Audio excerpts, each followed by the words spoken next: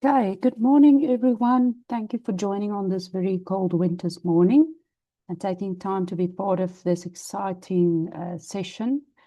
I just want to say that this session was arranged and sponsored and presented by DIPLOMICS, LECO, MSA, and NMP. So this is a multi-organizational collaboration.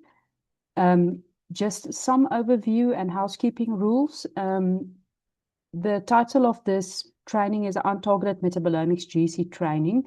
This will happen in 3 sessions. And so the first session is then today, where we will have an introduction on the theory of GCMS. We'll give you an overview of metabolomics, GCMS principles, experimental designs, and study considerations. The second session, I'll go into that a bit more in detail, will happen around September in our laboratories at Northwest University in Potchefstroom. This is an in-person training. You'll have to apply for this. So the first day will be to understand the basics and fundamentals of the GCMS. You will get hands-on instrument training. And on the second day, you will be allowed to prep your own samples and analyze your own samples on the GCMS. And we will also discuss your projects with you in detail. As a panel, we'll sit around a table and give an in-depth discussion on your specific project. The third session will then be in the 4th quarter, and this will be on the data processing side of things. So the people who joined in person will then be able to use their own data to process that during the training, but other people can also join. That will also be online, and we will give some training on how to understand your raw data and how to process it. Okay. So for today's session, we have esteemed speakers from LECO, NMISA, I don't really know, do you say NMISA? Yeah. And then Rhodes University.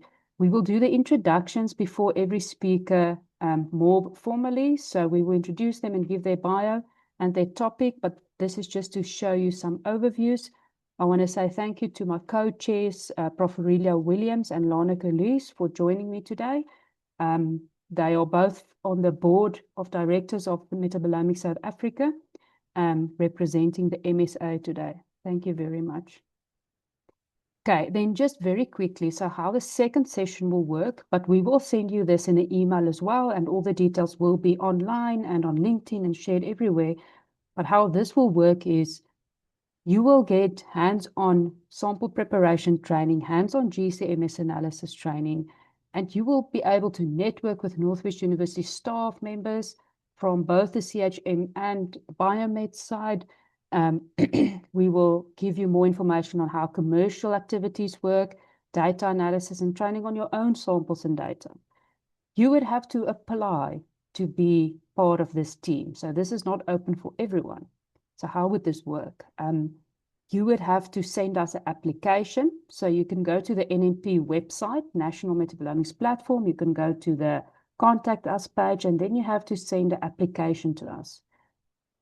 This is a train the trainer type of event. So we really want to train people who can take the knowledge and go and train others in future. So this is for senior researchers, postdocs, technicians, people working permanently in laboratories, lecturers, so that you can get hands-on training and then translate that to students and junior researchers. Okay, it's only applicable to urine and blood, but if you have some tissue samples, that would also be fine. We want you to already have a project that you want to do metabolomics on. So it should only be mammalian, please. But currently, we are not set to do plant metabolomics, but I know at UJ and Univen, they actually do the plant. So just look out on the MSI website, and you will see that there's also opportunities for plant metabolomics there. So this is human and mammalian. You have to give us your current position and your interest in research. What is your research project about? Which samples do you have available, and ethics approval. Remember, we can't analyze your samples if you do not have ethics in place for us to analyze your samples. You will have to tell us how metabolomics can strengthen your study, why you will benefit from the training, how you will be able to relate to others. And then I want to say that we've got you covered. your accommodation, meals, analysis cost of the 20 samples, training cost, and training material will be covered for you, but you have to cover your own transport. So in your application, please tell us if you will be able to cover your own transport to come to Potch and back to your own facility. Then we have a few MSA appointed reviewers who will evaluate these applications, and we will then choose the 6 people that we think will benefit most from this training. As I said, after this session, maybe in a few weeks, we will post all the details. We will send everybody in this session an email again with all the details on how this can be done. So I just wanted to tell you that quickly. Okay, then we can go over again to today's talks. So this is what you also saw online when you registered. And then I'm going to go over to Prof. Aurelia Williams to give you a short overview of Metabolomics South Africa and the initiative from their side. And then she will continue to introduce Dr. Christina. Okay, thank you, Prof. Aurelia. You may continue. Thank you so much, Prof. Ilse. Good morning, everybody, and thank you so much for making the time to join us. I'd like to say a warm welcome to our guest speakers. We also appreciate you taking out the time to share your expertise with us. And then a big thank you to the National Metabolomics Platform, DIPLOMICS, LECO, and Metabolomics South Africa for putting forth the efforts and getting these training initiatives going for our metabolomics community in South Africa and by extension, Africa as well. So I serve as the Vice President for Metabolomics South Africa. And the purpose of Metabolomics South Africa is basically to create awareness around metabolomics as well as the applications that can come along with utilizing the approach or the techniques that is available. And so the other important part of Metabolomics South Africa, besides the awareness, is also then to obviously create and establish these teaching and training networks, as well as workshops that actually then can serve as an advantage to our audience, helping you with not only your projects, but maybe also completion of your degree or even your papers. In addition, these training networks and activities that we then offer allow for you to network and establish collaborations as well. So ultimately growing our community as well as the resources that are available to these community, the metabolomics community at large. I think a lot of you who are probably in this meeting today would have formed part of our first African Metabolomics Conference that was held in March. That was quite successful, and individuals found it quite useful, not just in terms of obviously the networking, but there was some collaborations that, we've gotten some feedback from. And obviously people actually utilize this opportunity to then actually get information that will advance and grow their own projects. So this is actually the purpose. So we hope that this will grow. We are also an affiliate of the International Metabolomics Society. I serve on the board of the International Metabolomics Society as well. We will be having in the next few days the conference as well in Argentina, and I think most of you would be joining there as well. So it's nice to see how that community and the activities is extending, more of our South African and African stakeholders participating and becoming involved in those. So coming back to today, we obviously, as Prof. Ilse has mentioned, the purpose is then obviously to advance or equip you with some GCMS training. And we have with us today, we have Dr. Christina Kannigadu, who is then an application specialist from LECO, who will be sharing with us on seeing more of the metabolome. So just a little bit about Dr. Christina. As I've mentioned, an application specialist at LECO with expertise in multidimensional gas chromatography, which most of us know as GC GC-TOFMS. She holds a PhD in organic chemistry from the University of KwaZulu-Natal and completed her postdoctoral research at the Northwest University. So she works closely with researchers across academia and industry, helping them to apply advanced analytical techniques to solve then complex chemical and metabolomics challenges. So I hope that you would find this talk useful, and we will then take questions at the end of the session. So over to you, Dr. Christina. Welcome. Thank you. Good morning, everyone, and thank you for joining today's session. I'm just going to quickly share my screen.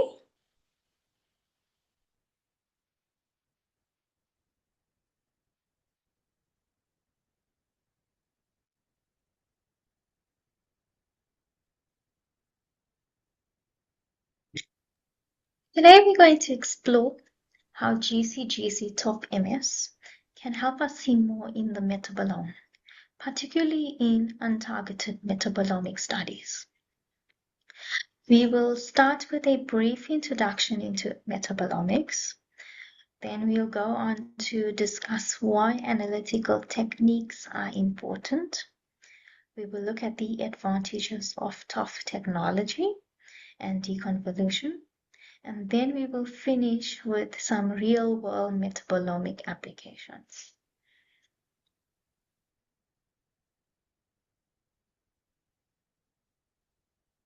Before we dive into the science, I'd like to briefly introduce LECO, the company behind the technology used in this training. LECO has been developing analytical instrumentation for decades with a strong focus on innovation, manufacturing quality, and global support.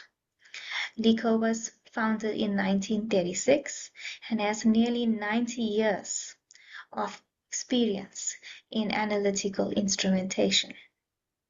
By combining research, manufacturing, application support, and service expertise, LECO continues to develop solutions for complex analytical challenges. LECO also has more than 25 subsidiaries and international offices worldwide, including the one here in South Africa. This global footprint allows us to provide local application support, service support, and training while benefiting from a whole worldwide network of expertise. Now that we've introduced LECO, let's talk about the science. What is metabolomics? Well, metabolomics is basically the study of small molecules, also known as metabolites, found within biological systems. Metabolites reflect what is happening inside a biological system at a specific moment in time. Examples of metabolites are amino acids, sugars, fatty acids, and organic acids. These compounds can be measured in a wide variety of samples, and some examples of these samples are urine, plasma or serum, plants, or even microbes.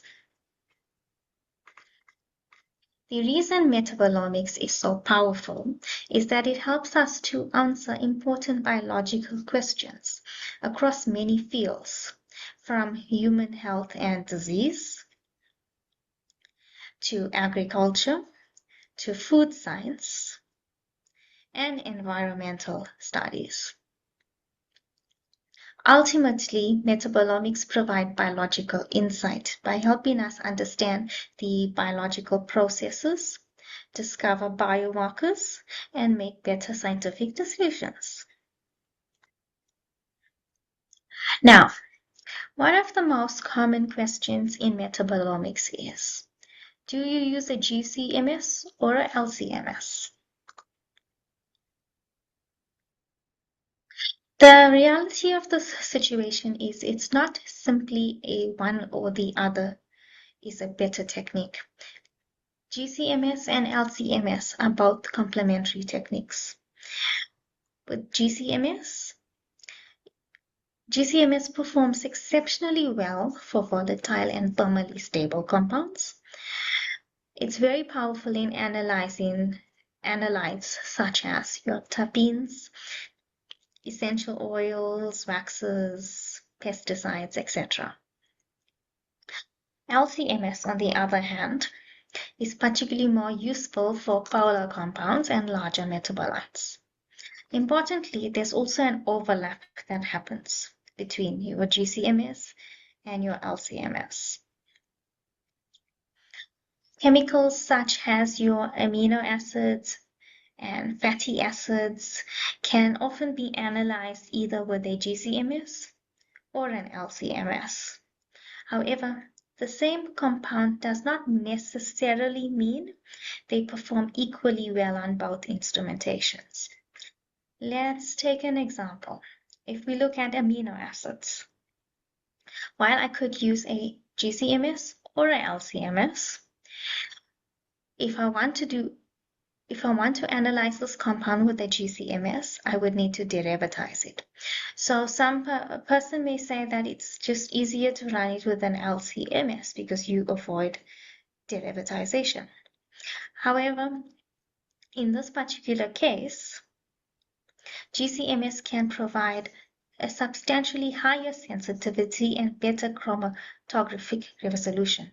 So the goal is not to decide which technique is actually better. The goal is to choose the best tool that is available for the biological question you are trying to answer. Not all mass spectrometers work in the same way. On the left are what we call scanning mass analyzers, such as quadrupole and ion traps. These systems measure a mass to charge ratio at a time across a mass range. Quadruples are widely used, highly robust, and excellent for targeted analysis. On the right, we have time of flight or TOF. Instead of scanning one mass at a time, TOF captures the full mass spectrum simultaneously. This means we collect information on all ions present during every acquisition. Now the question is, why would that be important? Well, that would be important because in untargeted metabolomics, we're often searching for compounds we don't yet know exist. We don't want to limit ourselves to a predefined list of targets. Now, before we go more into TOF, let's first understand a challenge that is faced by the traditional quadruple instruments. A quadruple can operate into two modes. It can operate in full scan and in selected ion monitoring mode. In full scan, the instrument will look at all masses across a wide range. This provides more information but lower sensitivity.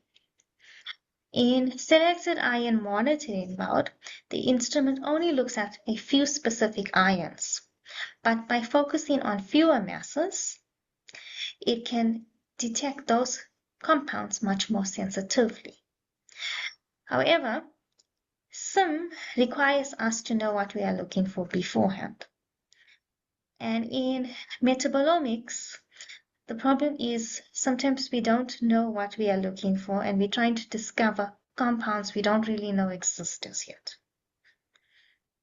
This is where full spectrum acquisition becomes extremely important. In targeted analysis, we already know what we are looking for. We can design methods around known compounds and monitor them very sensitively. Untargeted metabolomics is different. Here we are trying to detect as many compounds as possible without prior knowledge. The example on the right illustrates the problem. In a quadruple full scan mode, a low abundance metabolite may be buried in the noise and effectively invisible. Whereas when used in SIM mode, it becomes detectable, but only because we already knew which ion to monitor. With TOF, we can collect the entire mass spectrum simultaneously so that every ion is recorded during every acquisition. This then means that we don't have to choose between sensitivity and discovery in the same way. Now, capturing all ions is only part of the story. Complex biological samples often contain thousands of compounds. And in traditional 1D GC, many of these compounds can coelute. Now, in other words, that means multiple compounds can occupy the same chromatographic region at the same time. When this happens, compounds can then become hidden, making identification and quantification much more difficult. Now, GC can address this problem by adding a second dimension of separation. Instead of separating compounds using only one chromatographic mechanism, we can separate them twice using two different chemistries. The result is dramatically increased peak capacity and much better separation of coeluting compounds. If you compare the images on the left to the right, you can see how regions that appear very crowded here in 1D becomes much more separated on your GC contour plot. This then allows us to reveal compounds that would otherwise remain hidden. One of the unique advantages of GC is that it does not simply separate compounds better, it organizes them. In a GC contour plot, compounds with similar chemical properties often group together in predictable regions. Along the first dimension, compounds are generally separated by boiling point. Along the second dimension, compounds are usually separated by polarity. As a result, compounds with similar chemistry often appear in distinct bands or clusters. For example, fatty acids, aromatic compounds, hydrocarbons all tend to occupy different regions of the chromatogram. This organization helps us interpret the complex data sheets and identify unknown compounds more efficiently. Now, better separation directly translates into more information. Here's an example of this. Here we are comparing the same sample analyzed by a conventional 1D GC and a GC GC. And you can quickly observe that with the 1D GC, we were able to detect 55 peaks, whereas with the GC GC, we can detect 85 peaks. That's approximately like a 55% increase in the amount of detected peaks. Now, importantly, we're not creating new compounds. We're simply revealing compounds that were previously hidden by coelution. And for metabolomics, this means improved biological coverage and the ability to detect more metabolites from a single analysis. This is where TOF becomes essential. GC generates very narrow peaks that require fast data acquisition. Traditional scanning analysis can miss information, but TOF captures full spectra at very high speeds.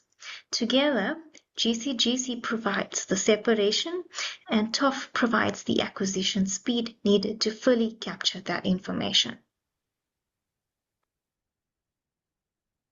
Up until this point, we focused on how GC and TOFMS improve the separation and detection. The question is, does this actually lead to new biological discoveries? And the answer is yes. Many compounds in complex samples are present at very low abundance or coelute with each other compounds, making them very difficult to detect using conventional one-dimensional methods. By combining advanced multidimensional separation with high speed, full spectrum mass spectrometry, we can reveal compounds that may otherwise remain hidden. The example shown here comes from a cannabis study where researchers used advanced hyphenated techniques to investigate the chemical composition of the plant in greater detail. This approach led to the discovery of previously unreported flavonoid-related compounds known as flavoalkaloids, which had not been observed before in cannabis. The message itself is not the cannabis itself. Rather, this demonstrates that when we improve the analytical coverage, we can improve our ability to discover new chemistry. This is exactly why untargeted metabolomics is so powerful. We are not only measuring what we already know, we are creating opportunities to detect compounds and biological information that we did not know to look for. In other words, better analytical tools lead to deeper biological insight and greater discovery potential.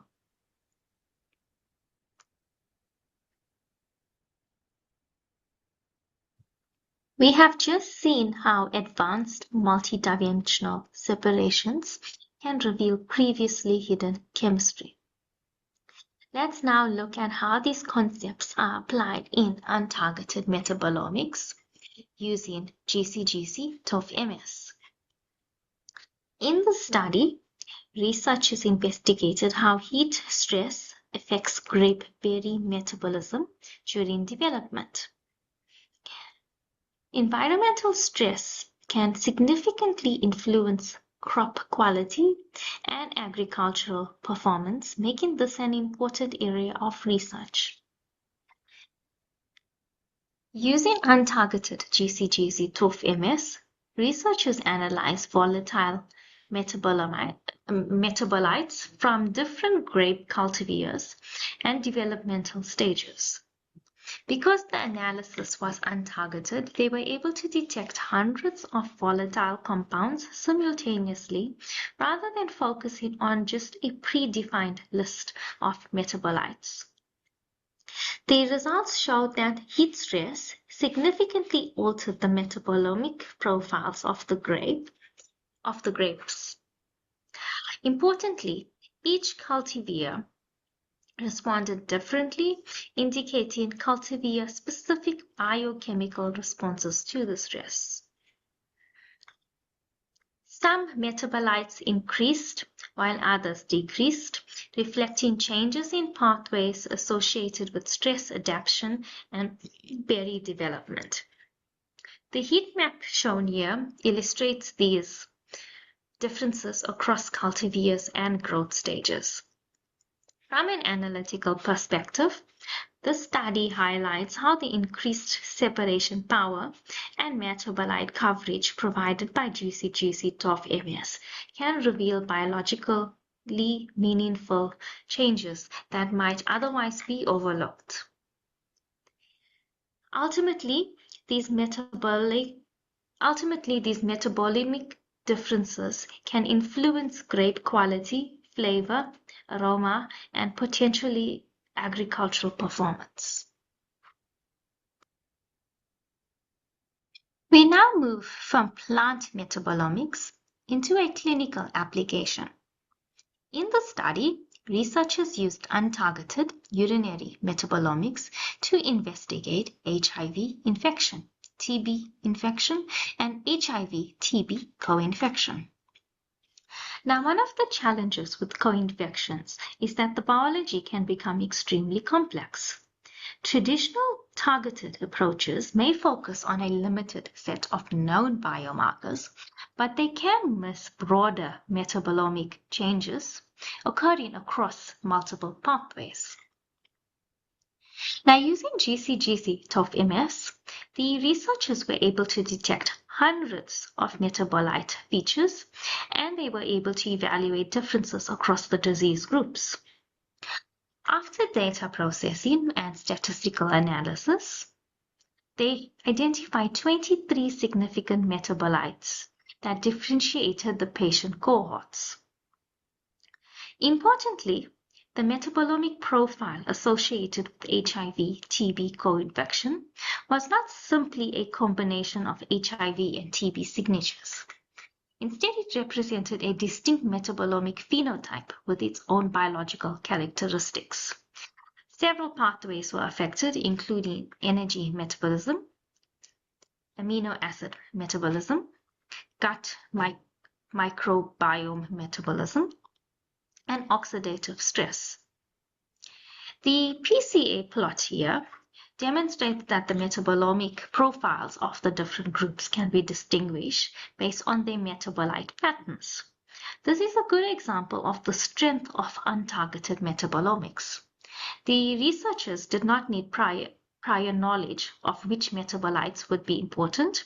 Instead, the data revealed the most significant biological differences. Ultimately, this approach provides a more comprehensive understanding of disease biology and may help identify new biomarkers or therapeutic targets in the future. An example demonstrates how untargeted metabolomics can support biomarker discovery. In the study, researchers investigated metabolomic changes associated with traumatic brain injury using a mouse model. One of the challenges in biomarker discovery is that we often do not know beforehand which metabolites will be important. This makes untargeted approaches particularly valuable. Using GC GC-TOFMS, researchers detected hundreds to thousands of metabolites across the samples. The increased separation power of GC GC helps resolve compounds that would otherwise co-elute in a conventional one-dimensional system. Statistical analysis clearly differentiated injured animals from the control group, indicating that traumatic brain injury produced a distinct metabolomic fingerprint. Several metabolites, including valine, glutamine, glutamic acid, and alanine, and isoleucine, were significantly elevated in the injured animals. Importantly, these metabolites were not selected before the experiment. They emerged through the data through untargeted analysis. This is one of the major strengths of metabolomics. Rather than testing a single hypothesis, we can explore the metabolomic landscape more broadly and identify unexpected biological changes. Studies such as this can help generate new biological hypotheses and may ultimately contribute to the discovery of clinically relevant biomarkers. Across these examples, from environmental stress in grapes to infectious disease to traumatic brain injury, we see the same theme emerging. The more of the metabolome we can measure, the more biology we can uncover. Before we can conclude, I'd like to briefly look at where the field is heading. As biological samples become increasingly complex, researchers are exploring additional separation dimensions beyond traditional GC GC workflows. Examples include LC GC GC-TOFMS and SFC GC GC-TOFMS, which combines complementary separation techniques within a single analytical platform. The idea is simple. No single technique can capture the entire chemical space. By combining orthogonal separations, we can improve chemical coverage and reveal compounds that may remain hidden using a single method. These approaches are particularly promising for complex metabolomics applications, natural products research, lipidomics, and biomarker discovery. While many of these workflows are still emerging, they demonstrate an important trend in analytical science. The future of metabolomics is not only about faster instruments or better detectors. It is about intelligently combining complementary technologies to obtain deeper and more complete biological insight. Ultimately, the goal remains the same: to see more of the metabolome and better understand the biology behind it. And with that, I would like to thank you for your attention and open the floor to any questions. Thank you. Thank you so much, Dr. Christina. Do we have any questions?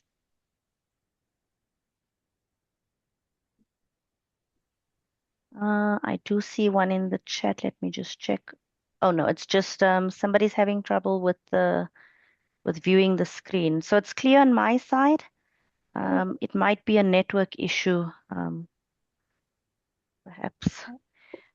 Do we have any? There's a few raised hands. If you want to ask a question, you can just type it in the Q&A box.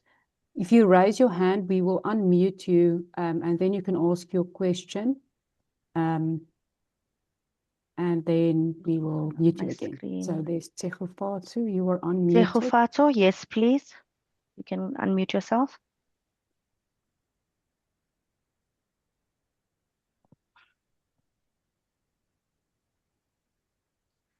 Tsegofatso, please go ahead and unmute.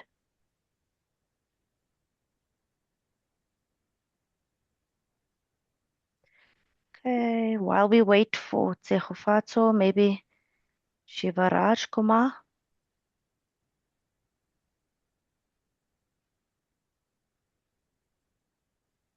Okay. Hi, may you please re-explain how to resolve coelution with GC GC-TOFMS?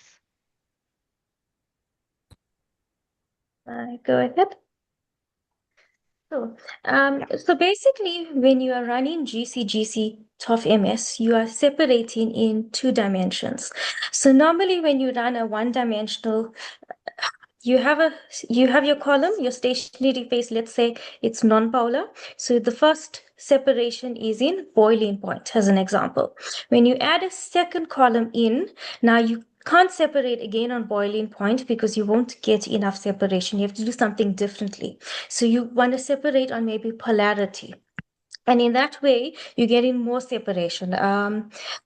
If you think about it in those terms, you have a room full of people, and your first column is separating based on the height of people. And in that way, you can separate the shorter people from the taller people.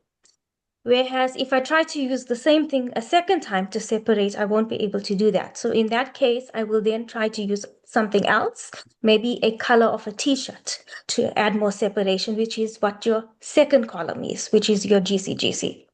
So this is something done in the software for you. It's basically you run your sample, you have the columns of interest that you need in there, and your software will be able to deconvolute the analysis for you. I'm not sure if I'm explaining that well enough.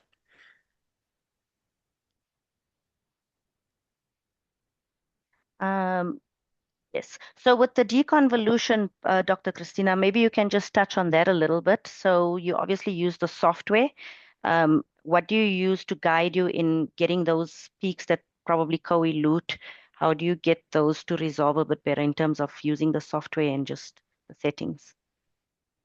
The first part will be your column selection. So that is the best that's going to help you to separate your sample. The second is something that's specific just to LECO, and we use a software called Chromatoph that happens automatically in the software. So the software is programmed to deconvolute. So normally what will happen is you run your sample, you'll see your caliper, which is the raw data.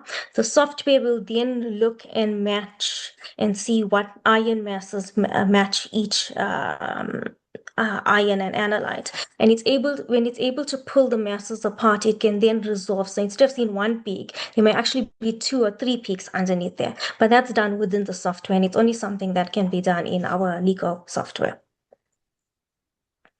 Okay, thank you so much. I hope that answers the question. I'm going to try and Tsegofatso, are you able to unmute at this point? If not, I saw Dr. Prof. Olga's hand was up as well, and then I'll move to the questions that's posted in the chat. Prof. Olga, your hand was up earlier. Good morning, everyone. I'm sorry, I just pressed the wrong button. I don't have a question. Okay. I see a hand by Shivaraj. Do you still have a question? You can unmute. Hello, am I audible? Yes, you are audible.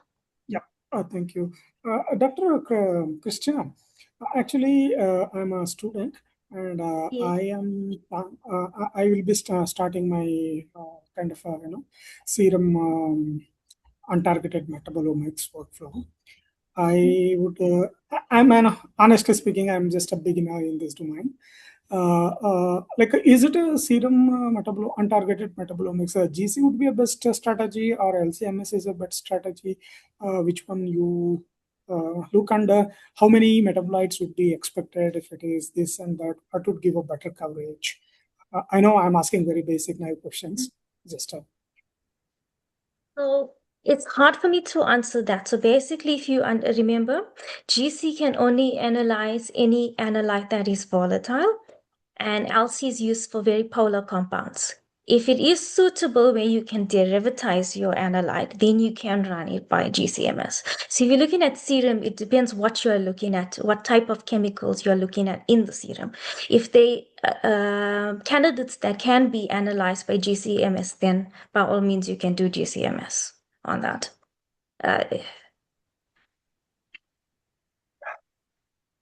Yeah, I understand. Yeah. Thank you. Main part of Yes, do you still have a question? Yeah.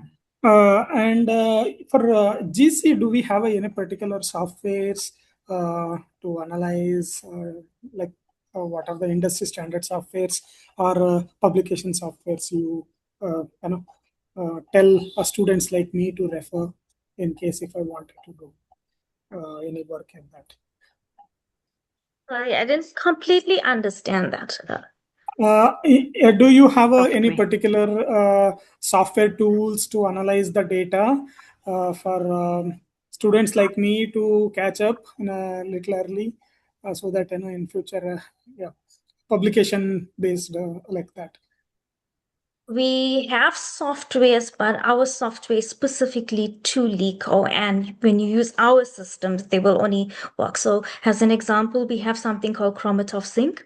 It's an alignment tool, so you can take multiple samples, you can align them together, and you can do PCA analysis. But they only work with samples that have been run on a LECO system.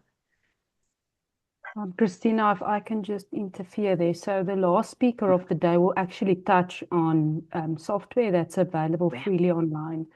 So just stay tuned for Dr. Jamu's talk, and then you'll get some more. I think you'll get a better answer to that. Thank you. Yeah.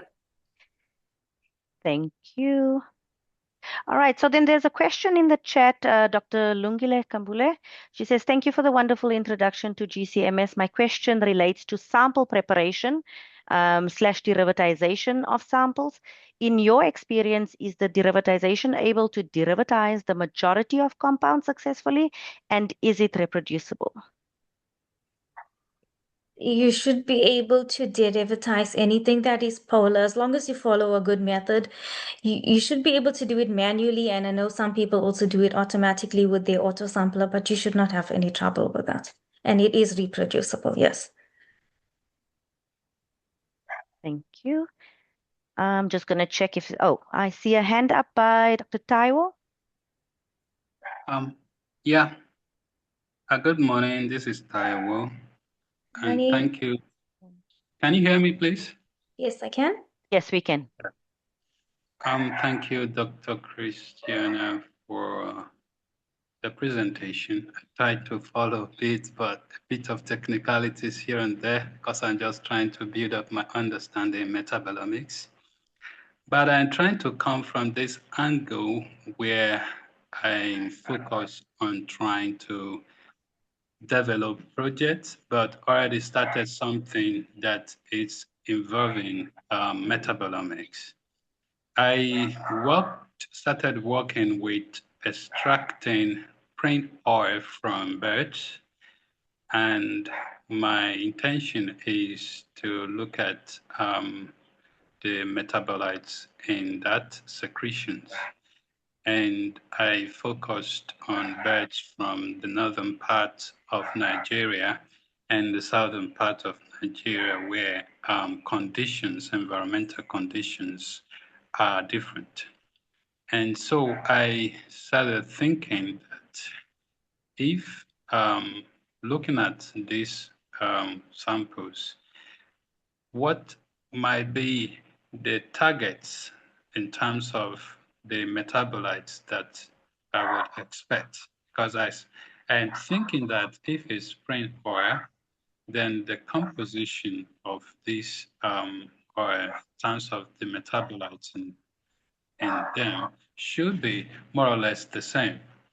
And would environmental factors have any influence in the composition of these metabolites that I would expect from these two regions of Nigeria because of the differences in environmental conditions. Also, I try to look at some species grouped by feeding gates.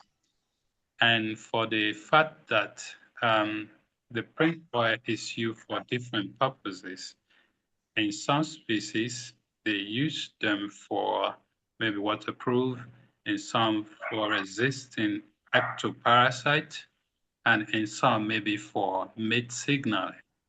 So would there be, in terms of expectation, differences in the metabolites to expect in this spring oil?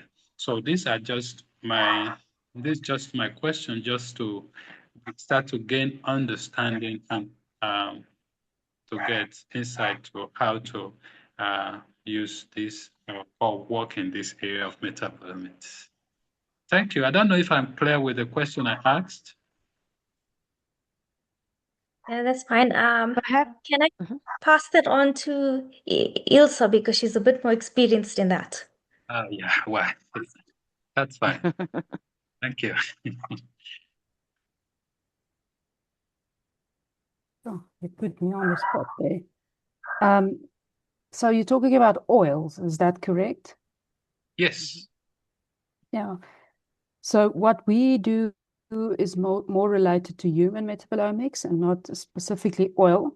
But I think if you can do the correct extraction methods and you can do the correct methodology. So I think I normally tell clients to go and look into literature very deeply before you start anything. So there's definitely someone who's done that before, done oils before.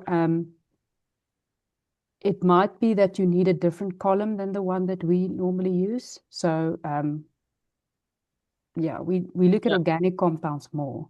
So is that your question? If it can work for oils? I definitely think so, yes. There's a lot of work going on even at places like Sasol where they look at oils and all of these types of things on their GCMS instruments. But they are then set with the correct columns and methods and so on to do that. Did you have a specific question? Yeah, maybe I should just add again that I'm not very specific on oils. If you would refer to fatty acids as oil, because the result I got from the GCMS analysis was fatty acids. So looking at the range of compounds from the samples. So, and with this chromatograph, you made mention of it. And so that's not specifically looking at or just the secretions from this uropigeal glands from the birds. So fatty acids is definitely one of the best things to look at on GCMS. We actually use a multi-fatty acid sample as our reference sample when we do MS. So there's also a good extraction method for that. So it depends, I think, on the samples that you're using. Are you using blood? Then you can extract the fatty acids and then definitely do a specific fatty acid analysis. Yes. I think really there's also a lot of questions in the Q&A. So Taiwo, what I can suggest is if you want me to and you to take the discussion a bit further, you're welcome to send me an email. In the chat, I added some useful links, which includes our website, National Metabolomics Platform. It's the third link there. You'll see on that website, there's a contact us section. So if you can fill that out, you can give me more details on your project, and I'll be happy to take the discussion further offline then, if you're happy with that. Yes, thank you very much. I was just about to suggest that as well. Yeah. Okay. Thank you so much. Thank you, Ilse, and thank you, Dr. Taiwo. So I'm going to just pop some questions from the Q&A, and then we will just either take a 5-minute break or so, or continue with the next speaker. But the first question is then, what other factors could contribute to the identification of novel metabolites apart from instrument sensitivity? Sorry, what other What other factors can contribute to the identification of novel metabolites apart from the sensitivity of the instrument?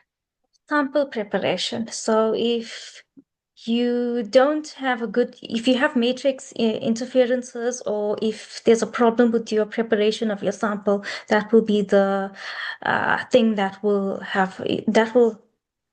cause problems with your analysis. Yes, I would also say that, and making sure you have the necessary blanks in there so that you can subtract then whatever background signals that might, or account for those as well. Prof. Ilse, I don't know if you would like to add to that. I saw, or will you just be typing an additional response? I can also add that it depends on how your samples were collected. Makes a massive difference, and I think people, especially in metabolomics, you tend to look at how the samples were collected as your very last thing, but that's the most important thing. The way you select samples, and you have to get all your samples in exactly the same way. So you can't have, this person taking blood from these few patients and that person taking blood from those few people, and these ones you store in a fridge and those ones you store in a freezer. Even if your patients, for example, are afraid of needles, then it would increase their fight or flight metabolism, which will highly affect the metabolism. So I think sample preparation is one thing, but sample collection is highly important as well. Okay, I hope that answers the question. So Moraya says, I don't have a question, but could I ask if you could go over selected ion monitoring? I think that will be something best to answer at offline, because that's quite a lot of theory. Yeah. Okay.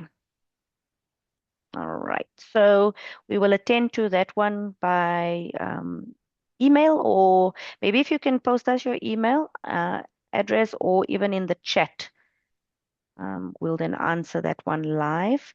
How do you differentiate novel compounds from those that are already in the library, by mass or other means?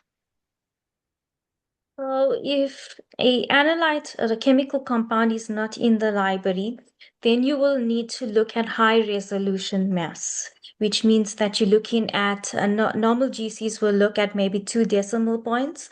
High resolution is looking at about up to 6 decimal points.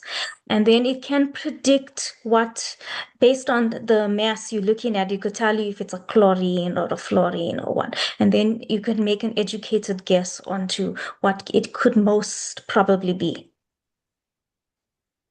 Okay. Another question that I have is, does the GC cause damage to your sample? No. So GC is basically just adding a second column. So you inject from the first column into the second column, and it doesn't take you much time. It may add, if you had a 30-minute run, it's probably 30 minutes plus 4 seconds more. But you just get a lot more separation in that. Okay. Also, to add on that, I think it might come from this whole concept of whether a sample, like if a technique is destructible or non-destructible to a sample. For example, a lot of the times we'll read that NMR is non-destructible. So with NMR, for instance, because you're simply adding that sample to a buffer, you're able to obviously centrifuge and spit off that sample and maybe use it for something else. Whereas in the case of GC GC-TOFMS, probably not. Let me just check. Dr. Laneke, Prof. Laneke, I don't know if you want to just add on any of the questions that has been answered.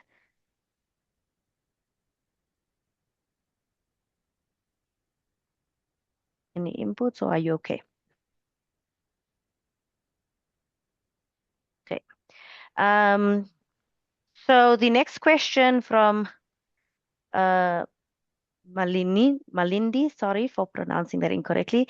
Do you recommend using GC quadruple MS for untargeted metabolomic profiling? No, because as I said in my presentation, in order to do untargeted work, we don't know what we're looking for.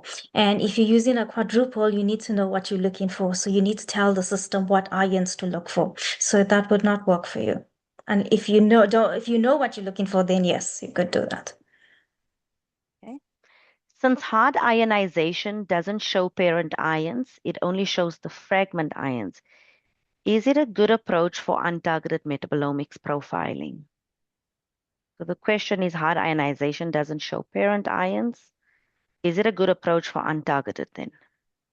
So basically with soft ionization, you would only see the molecular ion. The whole point is you need to get a fingerprint of the sample. To get a fingerprint, hard ionization is better because you will see a lot of fragments, and those fingerprints help you to be able to tell which analyte this is. Is it then okay to maybe have an analogy then where you sort of think of it as putting the puzzle pieces together in terms of the hard ionization where you have the fragment ions? The Okay, molecular ion is important, but without the fragments, you also don't have enough information. Okay. All right, so GCMS was made specifically for volatile compounds. How should I make sure that they do not evaporate before analysis? That's really more dependent on the type of sample. But if it's something that's going to evaporate really quickly, then you're probably looking at keeping it at cooler temperatures or making it immediately and then analyzing it. Thank you so much. What extraction methods are best for GCMS, untargeted metabolomics? Extraction methods are a little bit difficult. It's going to be more sample specific. But one thing I can tell you is you shouldn't be introducing water into your GCMS. Thank you. All right, so I think that is it for now. I think all of the questions has been answered. I'm just going to check if there are any hands raised. I don't see any hands, so will we then take, yes. While you are checking, perhaps regarding the question, what example or what extraction methods are best for GCMS untargeted metabolomics? Christina mentioned that it's sample specific, but on that sense, users should always also be aware of the fact that different people test different methods for the same sample, but they get different conclusions. For example, we tested something where we used urease to remove uric acid in our urine samples, and we found it's better. But then another study showed that it was not better for them. So whatever you end up going with, you need to make sure that it works for you. And before you simply pick a method and apply it to all of your samples, it's important that you actually test it before going full on and analyzing all of your samples. So always make sure that it actually works for what you are trying to achieve. Thank you for that additional input, Prof. Lanaka. Are there any questions? Okay, so I think we could go over to the next speaker, or Ilse, would you want us to incorporate a 5 or 10-minute break? Yeah, maybe we can take a 5-minute break. We have 2 more speakers after this one. So maybe at 10 past 11, let's take a 7-minute break. 10 past, and the dot we will start again. So yeah, let's just pause, go get a quick cup of coffee, and then we will restart. Okay, everybody, see you at 10 past 11 then.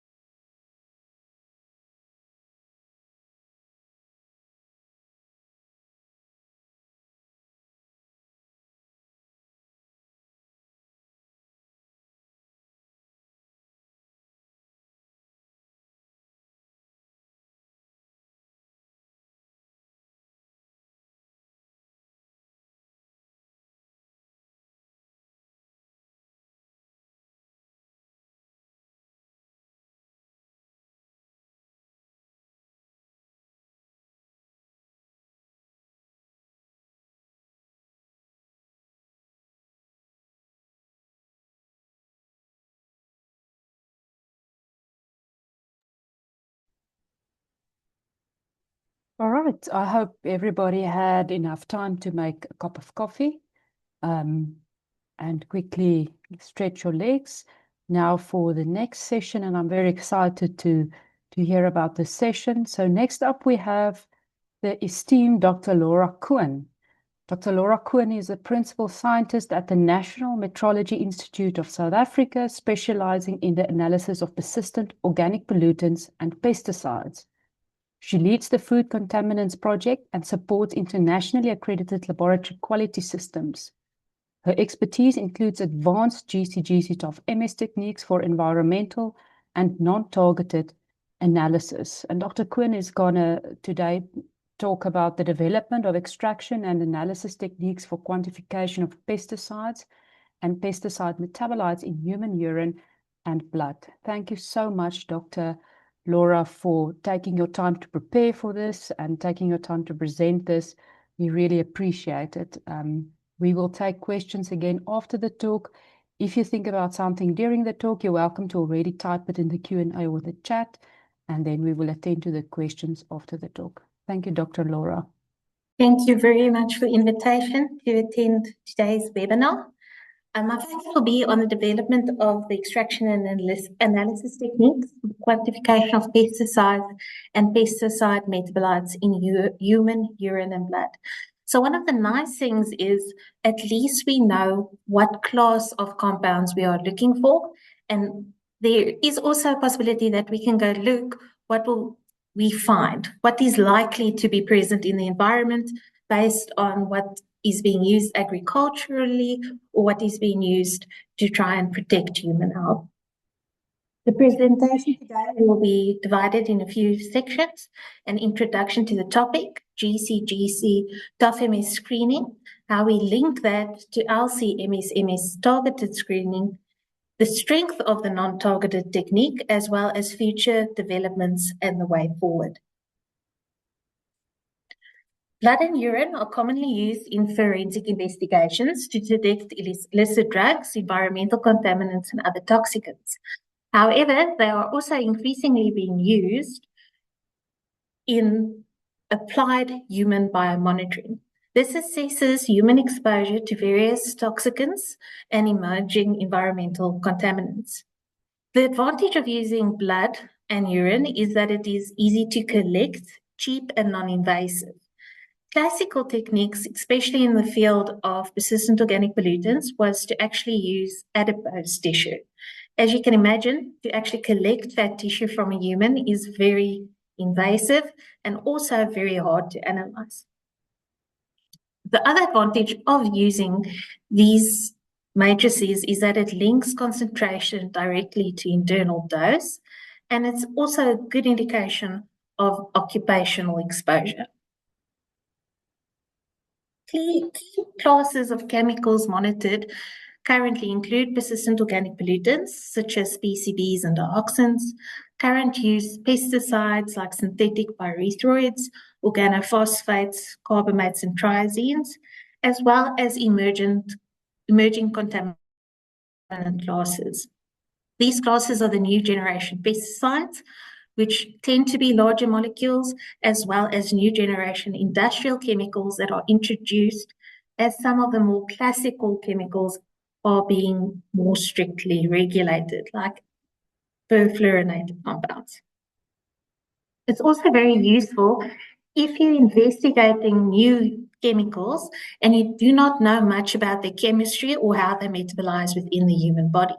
That means we don't really understand the absorption, distribution, metabolism, and excretion pathways, or the way they might bioaccumulate and be more toxic in a metabolized form than in the parent form. Health and regulatory considerations include that exposure to POPs is associated with a myriad of negative health effects.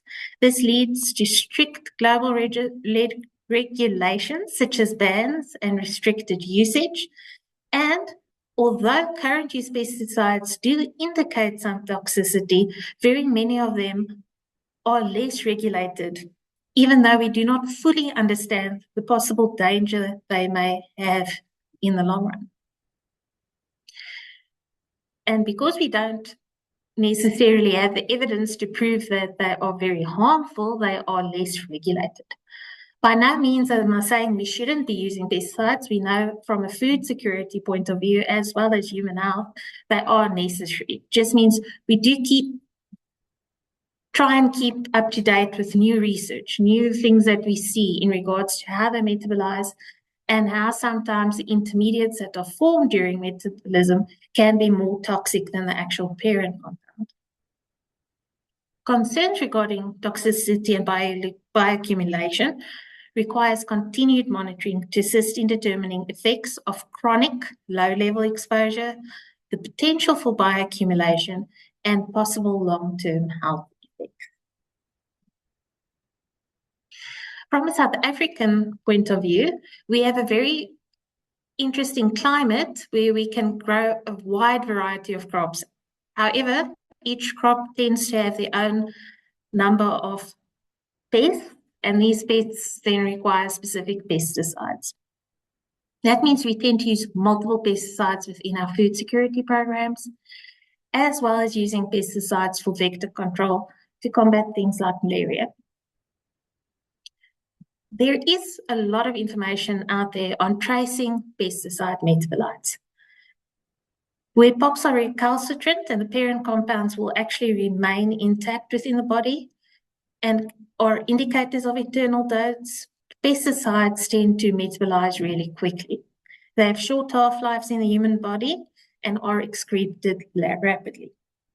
The extraction and analysis method ideally monitors for both the parent as well as the associated metabolites that form. Now, we do know quite a bit about the detoxification process of pesticides in mammalians, and it basically works through phase 1 and phase 2 metabolism. The input is, for example, toxins, drugs, and contaminants, as well as sometimes metabolic byproducts that are formed. Then through phase 1 metabolism, there's functionalization, where that molecule gets broken down into smaller units. This is usually through oxidation, reduction, and electrolysis, and it's generally mediated by CYP450 pathways. The problem with this first phase is that it often forms reactive intermediates. These are more polar and may be more toxic than the original parent compound. The change in polarity can also lead to different bioaccumulation effects. In phase 2 metabolism, these intermediates are then conjugated into more water-soluble molecules, and that is where detoxification actually happens. Because they are more soluble, they are more easily eliminated through the human body. Now, because pesticides are used so often and there's a lot of scientific interest in them, this is quite a well-documented process. So for certain classes of pesticides, we actually know that the parent group will break down into what we call generalized metabolites. These metabolites will actually be visible for any of the parent organophosphates, for example. And then we also know if we want to identify a specific organophosphate, we can look at metabolites that are strongly associated with a specific pesticide. And this is what we're actually going to be trying to do from this point forward, and what we will be discussing how we've approached this type of analysis. So our analytical procedure is based on a broad spectrum screen using GC GC-TOFMS. However, when you do this, you do have to initially decide at least what is the polarity that you will be looking at. Are you looking at very non-polar pesticides, mid-polar pesticides, or pesticides that are going more to a polar side? This will determine what columns you will be using in the GC. It will also inform your extraction and purification techniques that you'll be using. The examples I will be giving further is looking at non-polar pesticides, and we've tailored both the extraction and the analysis to those non-polar pesticides. So for it to be true screening, we don't want the extraction and purification to be very specific. We want to see as much as we possibly can. So we do a very broad extraction, such as liquid-liquid, where we're not adding any specificity during the extraction process. Our cleanup was a dual fluorosyl silica solid phase extraction, and that also is a very generalized extraction. All it's going to do is get rid of water and of some more polar-like analytes. Water is quite a problem when you are analyzing something like blood or urine, because you are in a more aqueous phase. So again, remember, extraction and purification techniques do impart selectivity from polarity to specialized extraction and cleanups that can be applied, which are class specific. So for example, we can say we want to tailor that extraction to exclude all pesticide classes except for organophosphates. Then we will use specialized SPE cartridges that will just be tailored to elucidating that class. We analyze and ensure the quality of extraction using enriched samples. So we spike samples. Often for the type of work we do, there aren't really certified reference materials or reference materials commercially available. They are the best way to actually test that your methodology is working well. So we get to default to using spiked samples. Based on screening results, we determine which groups could be of toxicological interest, and from there we narrow the scope to a more targeted approach. We then refine the extraction and analysis procedure to look at that specific chemical class.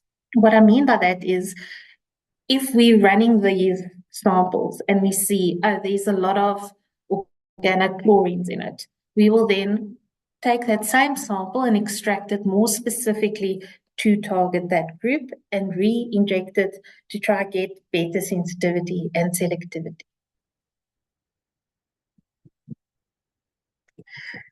So in this example, what we did is we were looking at the non-polars. So we used a very non-polar primary column. And that was a dioxin-specific column because it gave very good separation of things that have 6-ring structures in them. On our secondary column, we used a 17th LMS, which is a mid-polarity column. And why we selected that is we actually want to use that to separate the matrix from the compounds of interest. So that dark band you can see there, that's that bright green at the bottom, that is actually all interference coming from the blood sample. And that can easily mask the pesticides we are interested in. So we are using the second dimension to effectively shift the matrix from the analytes of interest. If I can just show you a simplified view of this. So you see those specific pesticides groupings. We also have information now on where the classes will actually elute, and we have an idea of our matrix interference, and the ones that are showing below the matrix interference between 0 and 0.5 seconds aren't really good to quantify because they are in a region where there's a lot of other interferences that can be problematic for you, but they are good enough to say, are they present or not at this stage? So if we look at the TIC of an actual sample, we can see, if we just look at the one-dimensional plot, that it is very complex. It's just a big mess. We can't really do much deep dive in there. But what the data processing allows us to do is to extract specific masses. As we extract specific masses, this mess becomes cleaner, and we can start to ID specific analytes of interest. In this case, I'm showing an example where we were working with DDTs. So that's the advantage of the deconvolution we were discussing a short while ago. By selecting specific masses for specific pesticides, I can start cleaning my data to see more than what would be visible in a one-dimensional analysis. remember, even in targeted analysis, the quality is incredibly important. Even if you're not intending to quantify something, you just want to say if something's present or not, we have to know that we can very efficiently extract. So we're interested in what's the recoveries looking like in that extraction procedure. And we also want to know how low can we actually see, because it doesn't help we say, no, that pesticide's not there, but the problem is our limit of detection is really high. So it might be there, we're just masking it because we didn't do some processing well enough. So we still do all the basic analytical quality control steps that we would do for normal actual quantification. That includes looking at how our matrix will affect ionization and response, seeing if there's enhancement or suppression, and we do that by running authentic standards both in solvent as well as in the extract. So we will spike the standards into the extract and see how the actual peak areas differ in the solvent and the extract at the end. We can see with GC, this is often not too much of a problem. We don't see too much suppression or enhancement. Then we start data processing. And this is actually where your challenges begin with screening methods. The more generalized the sample processing, the more complex the chromatographic data. So these samples then often result in peak tables with thousands of compounds. And you, as the scientist, have to try and sift through that and see what is of interest to you and what is not. So there's a few ways you can do this. The way we tend to look at it is by investigating using classifications, or the samples are assessed by generating chemical profiles. These chemical profiles, because we do at least know we're looking at pesticides, we can use common fragment ions for a specific chemical group of interest. So literature, a lot of application notes, I will tell you what are the common mass to charge ratios for a specific compound. And these mass to charge ratios can then be applied to your chromatography to try and highlight regions of interest. And this is just an example of where we are doing this. So I'm just using GC TOFMS data. So to try and make it a little easier to understand, I'm not going to show you the GC GC data, but rather just the one-dimensional data.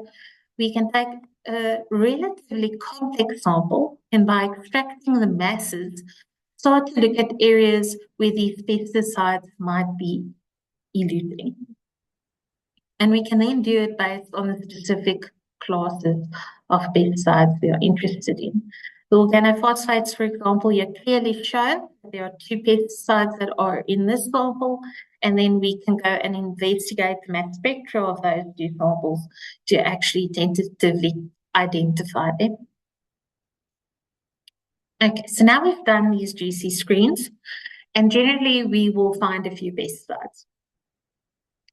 Now we would like to know what of those pesticide metabolites are present in the sample as well. We are very fortunate in our laboratory to have access both to GC and LC equipment. So what we do is we follow the completely non-targeted screening with what we call targeted screening. Now the targeted screening is we're still looking for a very broad range of analytes, but we already know what classes we have, and we can then determine MRMs that we can set up using the LC-MS. So if we look at a urine analysis, in this case, for the targeted LC screen, we use method development with authentic standards again, because we know what we're looking for now. The GC has already broadly told us what classes are present.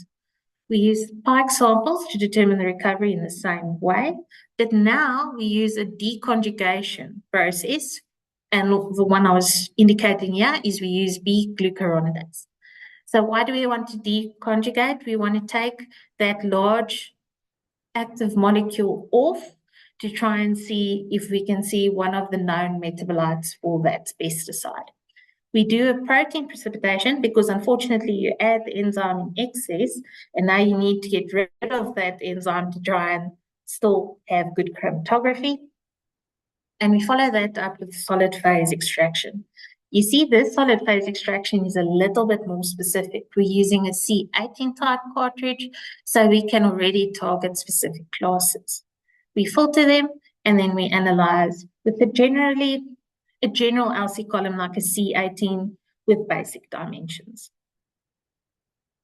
This then is further narrowed down, and we can see that some samples have a certain suite of analytes and their associated metabolites, and some don't. So yeah, we can see we've seen organophosphates as well as carbamates, and DEET, which is an insect repellent that a lot of people use. The quantification that follows will then focus on those identified pesticides. In that initial extraction process, we get recoveries that vary from 10 to 80%. And that's unfortunately the compromise you need to make. If you don't know what you're looking for, you have to use something that's very broad, and you won't get brilliant results the first time round. So we compromise on recovery. This is an overlay of some of the MRMs that we obtain for pesticides, looking at both the parent as well as the known metabolites. And just to illustrate, we still follow the same quality criteria. As expected with LC analysis, we do tend to see suppression. So you'll see a very large difference between the slope obtained for matrix matched and non-matrix matched calibrations. We report the limits of detection. We look at the highest LOD, and maybe we would try and improve that, and therefore just amend the extraction or workup processes to get better detection on those analytes we now know is present in the sample. So we've now used a combination of techniques to get as much information as possible from this blood or urine workup. And that is one of the great strengths in modern laboratories, where we have these functionalities that we can use. However, there is a lot of strength specifically to broad spectrum non-targeted technique. You do not need to know very much before you start. So there's no to little prior knowledge. You do not need to know what compound you are looking for in advance. Your detection, you can also have detection of unexpected analytes. So it means I'm looking for pesticides maybe, and instead of seeing pesticides, I might see a herbicide that wasn't expected in a specific sample, or herbicide breakdown product. I might see polycyclic aromatic hydrocarbons instead of the pesticides. Because the workup is so broad, it's not limiting me to just focusing on a specific set of contaminants. So we can identify compounds that were not originally considered, including previously unrecognized toxicologically relevant substances. It also helps us to explore compound behavior, especially in the newer pesticides, where we don't really know what they're going to break down to or what those breakdown products will look like. So then we can start elucidating new metabolic pathways, new transformation products, and sometimes, as stated earlier, those transformation products may be more toxicological, have more toxicological importance. We can also have a look at degradation rates.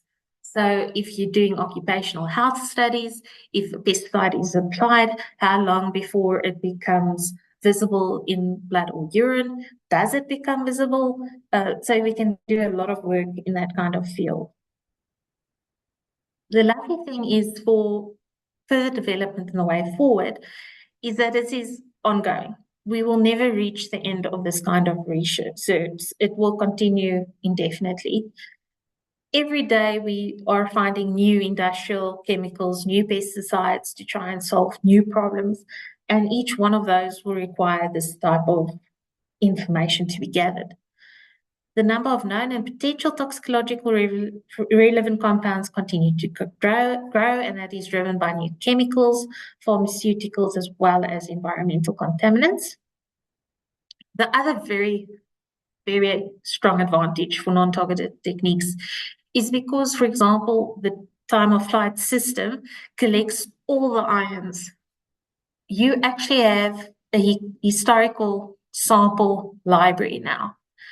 And these non-targeted screening techniques enable you to reanalyze those archive samples. So now we're not going to re-extract them. We're just going to re-look at that data that we've generated. We can then look at what compounds were present historically. Maybe we start seeing something that has become omnipresent in all the samples that wasn't even thought to be bioaccumulative previously. It can help us thereby to identify emerging contaminants that are becoming more prevalent or of a larger concern. And we can also track temporal trends, environmental or biological exposure.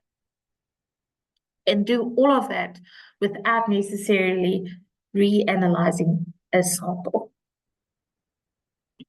It also helps us with identification and prioritization of unknown toxicants. These methods allow researchers to detect compounds with ambiguous or low confidence signals in screening data.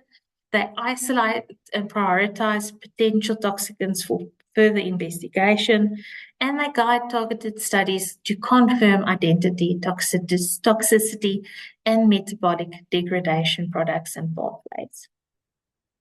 I do have to acknowledge that because we're using so many different techniques, we also have a lot of scientists involved in this work.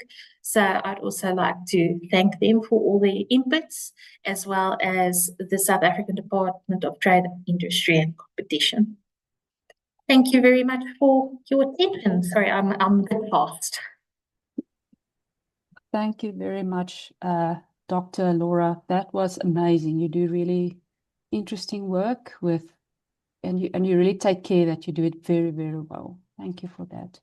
I think while we are waiting for the questions to pop up, I wanted to ask something. So you say that you have a library of previous data of previous samples. So my question is, in this untargeted analysis, there's something called batch effects. So it depends on what you did that day, who did it, what was the instrument feeling like basically today. So how do you do quality control over time? How do you compare samples analyzed today with something analyzed a year later? It's a very good question. So one of the things we do is we do try and run the same suite of pesticides with every single batch at the same concentration. That gives us an idea of if there's any drop in our ionization or any changes in our workups, and that makes comparing these libraries a bit easier. Okay.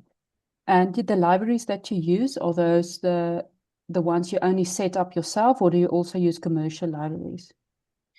Currently, we're using ones we've set up ourselves, just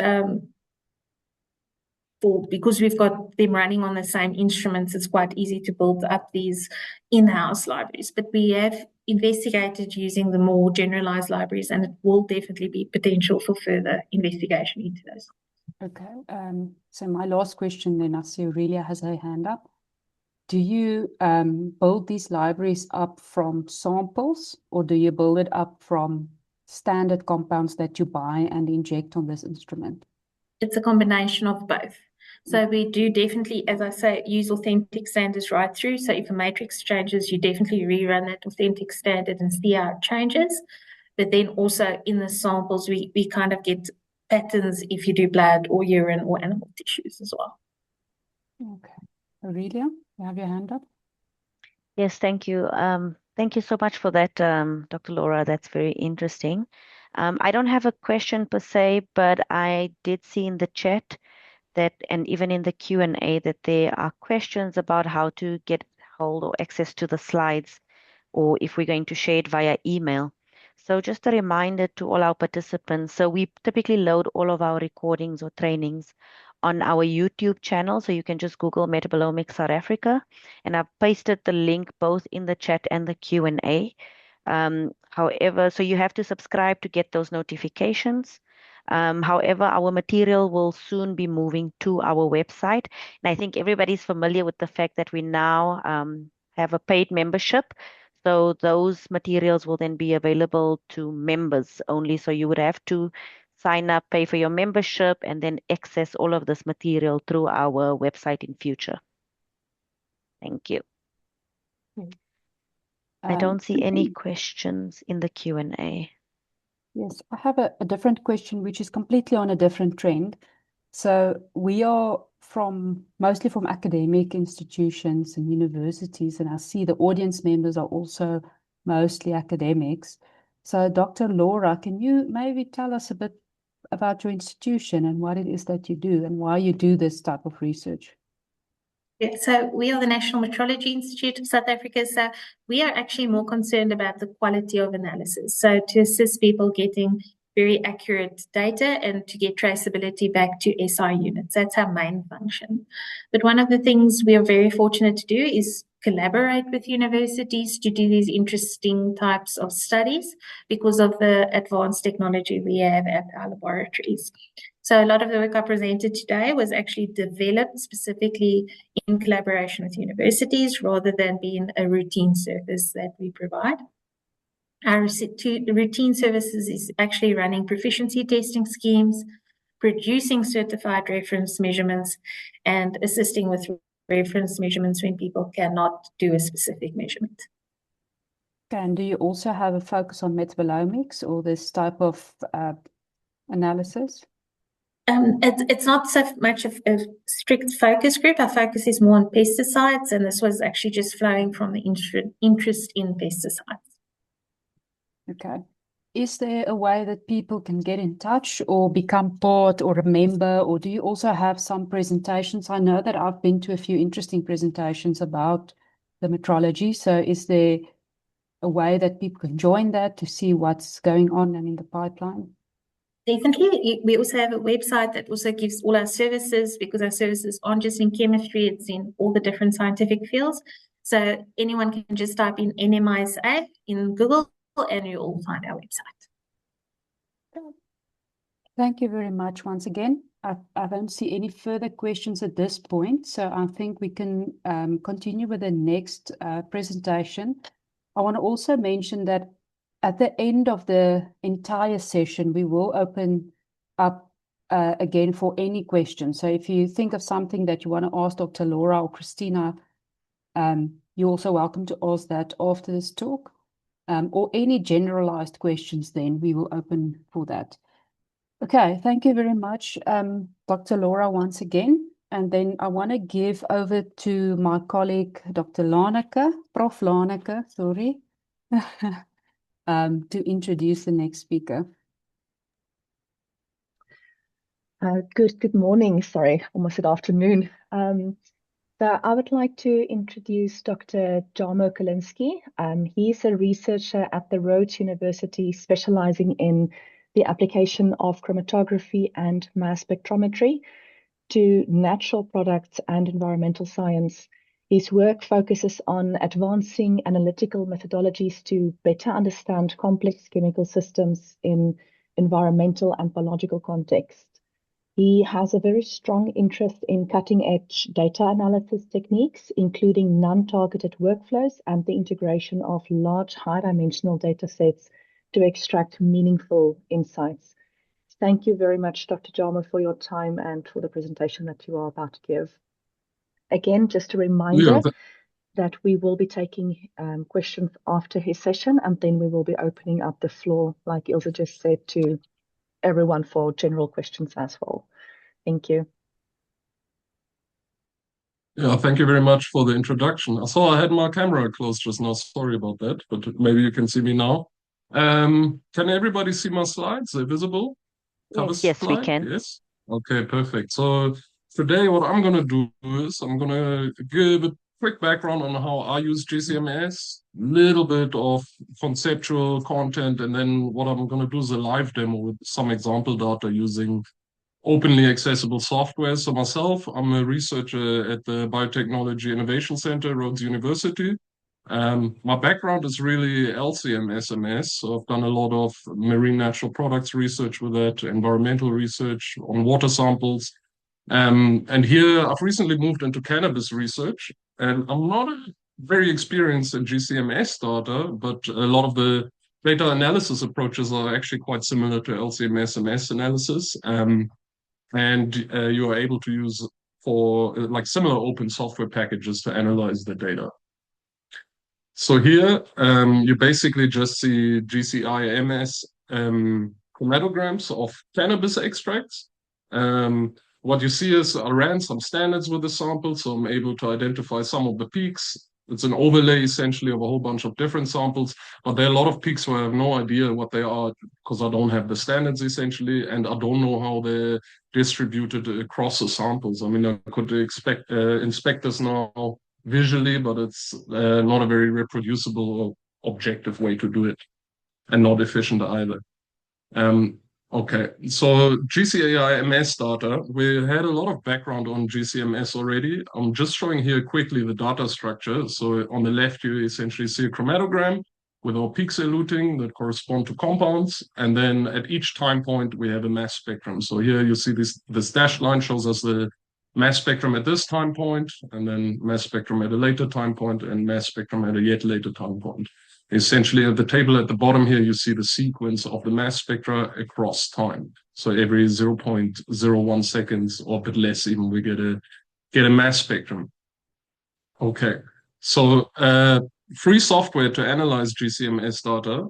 So when I kicked off, I used these softwares that you see here, MZMine and MSDial for LC-MS analysis. And I didn't really know how to deal with the GC-MS data. So I went back to these softwares and saw, yeah, they can actually also analyze GC-MS data. And yeah, that's how I went on with it. I have used the data that comes with, or the data software that comes with our Agilent system. It's a bit of an older system and the software is quite cumbersome. And then you have to sit at the computer on the instrument. So that was my motivation mainly to move to free software.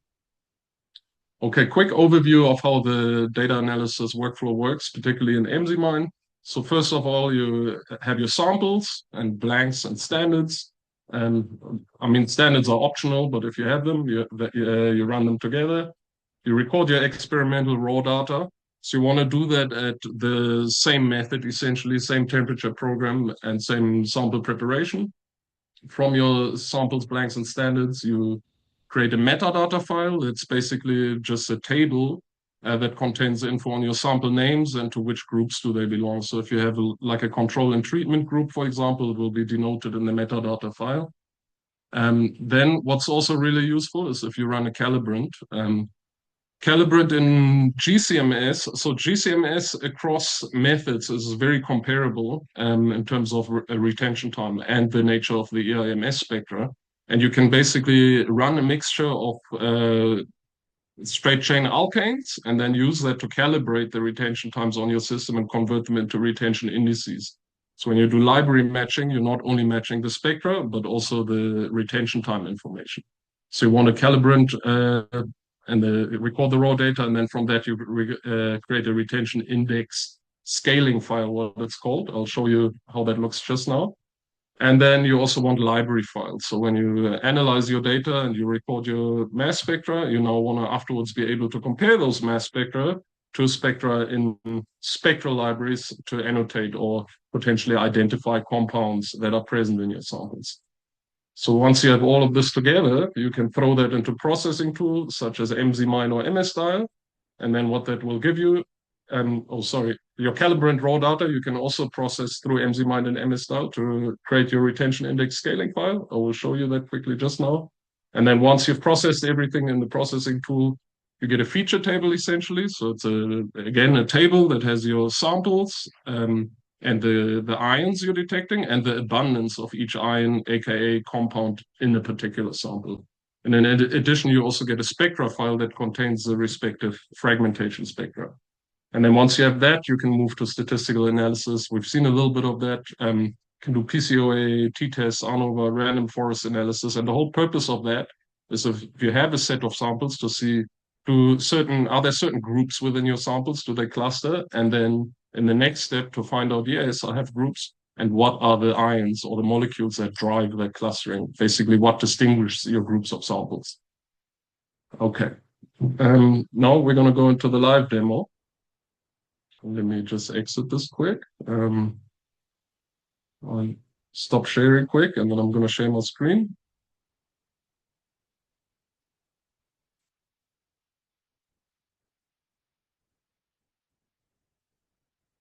All right, you can all see an Excel file open here now. we can. Yes. Yeah. Okay, Yes. perfect. All right. So then we go into Emsimine. Already ran a project here. Let me close this. Just a second, please.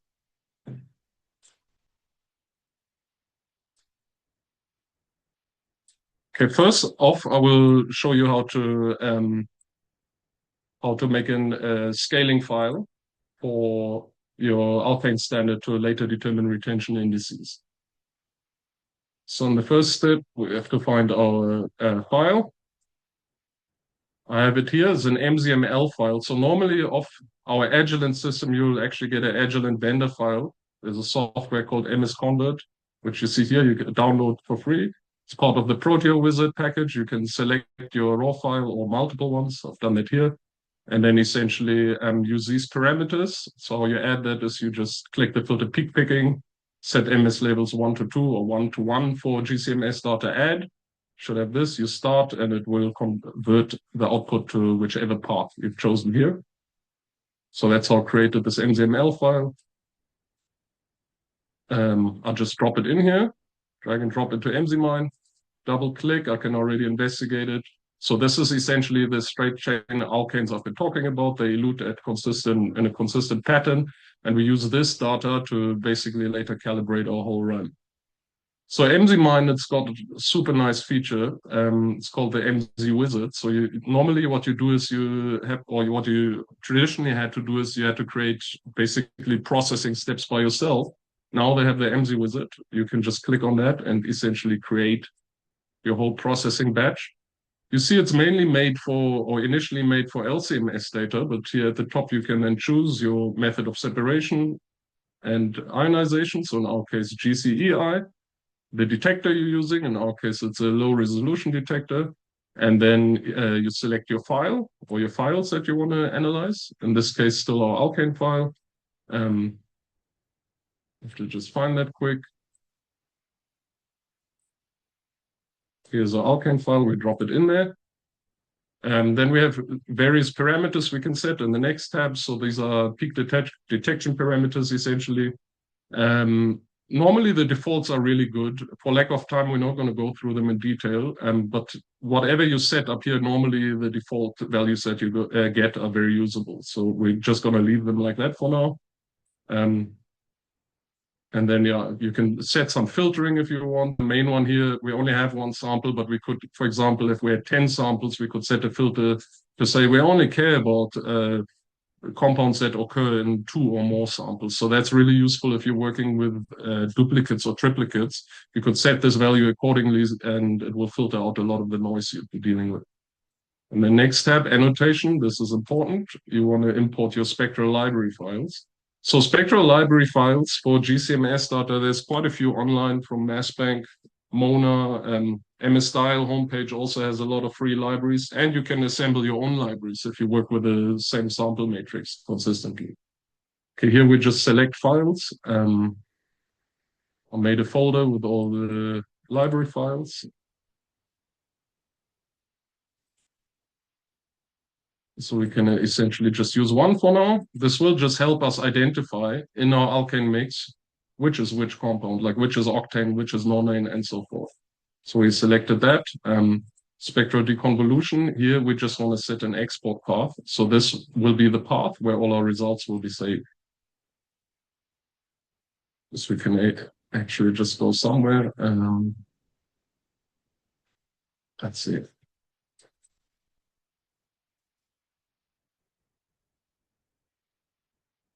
Just save it in here and alkane mix test.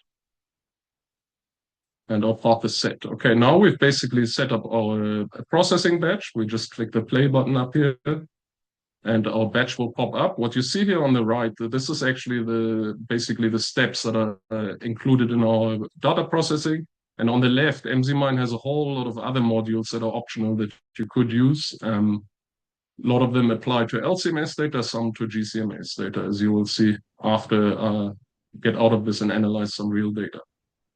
So we want to remove some of these steps for now because we essentially just want to create an export to annotate, create a feature table of our alkane mates and then annotate which of the specific alkanes are there.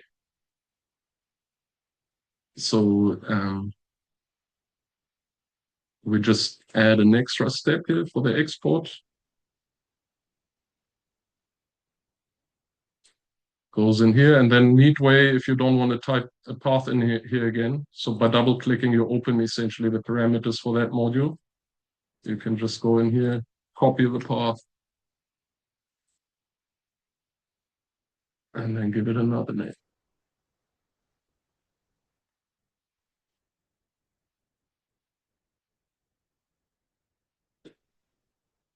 And then you just click OK, and the batch should run. See, for one file, it's very quick. If you have a very weak computer, you might want to move for bigger analysis to a desktop computer. Okay, what you get out of this now, we go to our test file.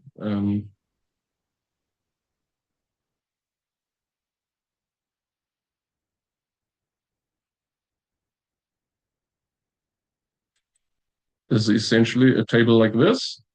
So there's a lot of extra information, but you see we already have our annotated compounds here in our list, our IDs and our rows here. That's essentially the different compounds spectra we're detecting.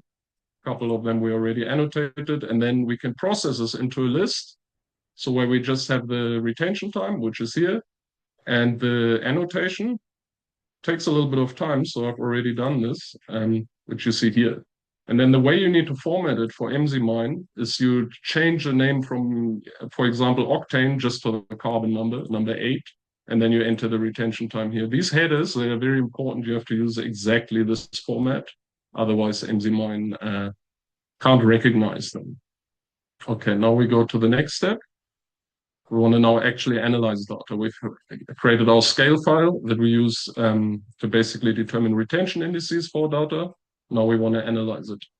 Another important note here at the top in the name, your scale file for MZMine, it has to have a date. If you don't have a date, any date, you see this is not even, this is like 1,000 years in the future, but any date, otherwise it just doesn't accept the file.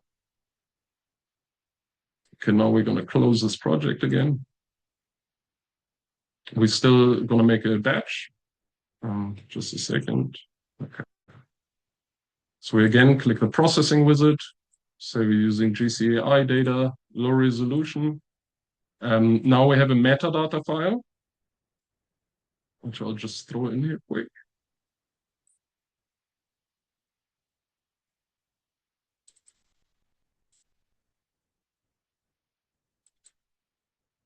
So I made a metadata file for the workshop. I'll select that. So this file, I have it here. I can show it to you quick. It's essentially just a file that denotes my file names and what group do they belong to, essentially, and the various other information you want to add. So it's a CSV file, comma separated value file created in Excel, and again, headers here for MZMine to recognize. So this must be called file name. Okay, so we've got our metadata file. Now we want to throw in some raw data.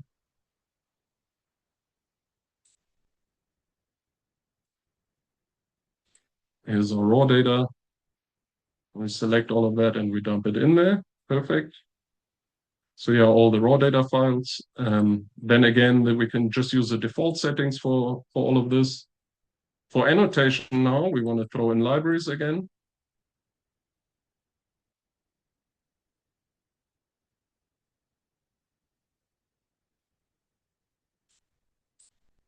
So I'm using 3 different libraries for that. And then we just give it an output path again.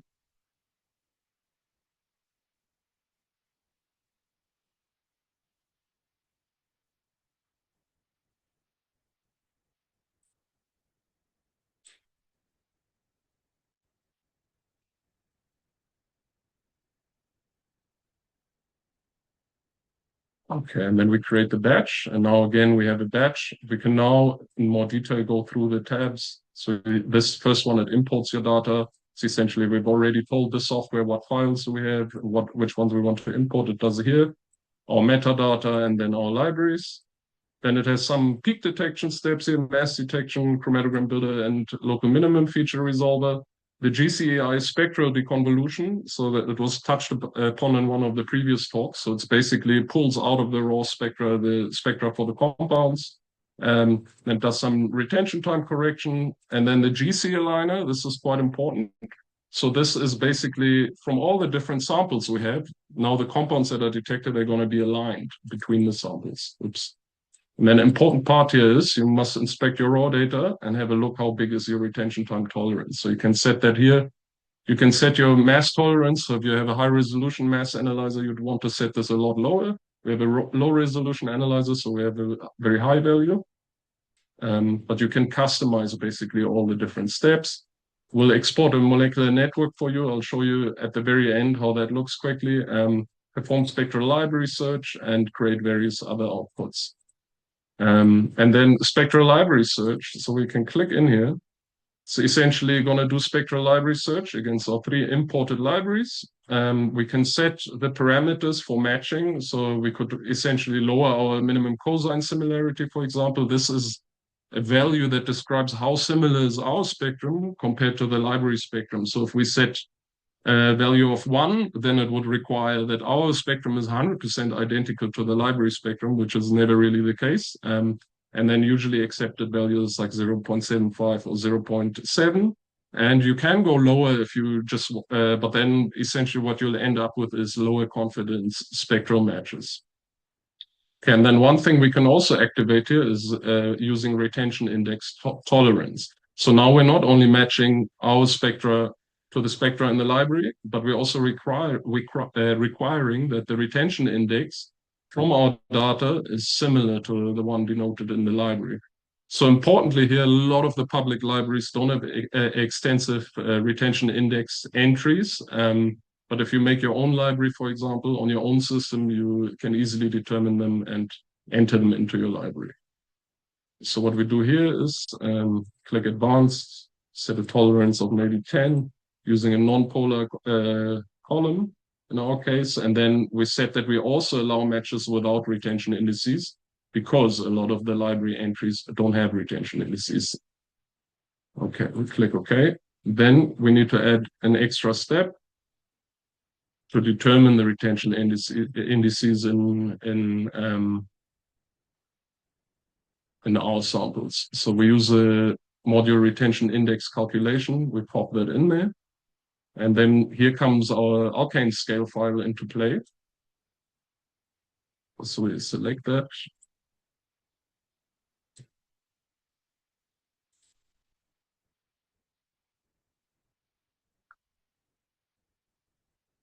Here's our scale file. Pop that in there, done.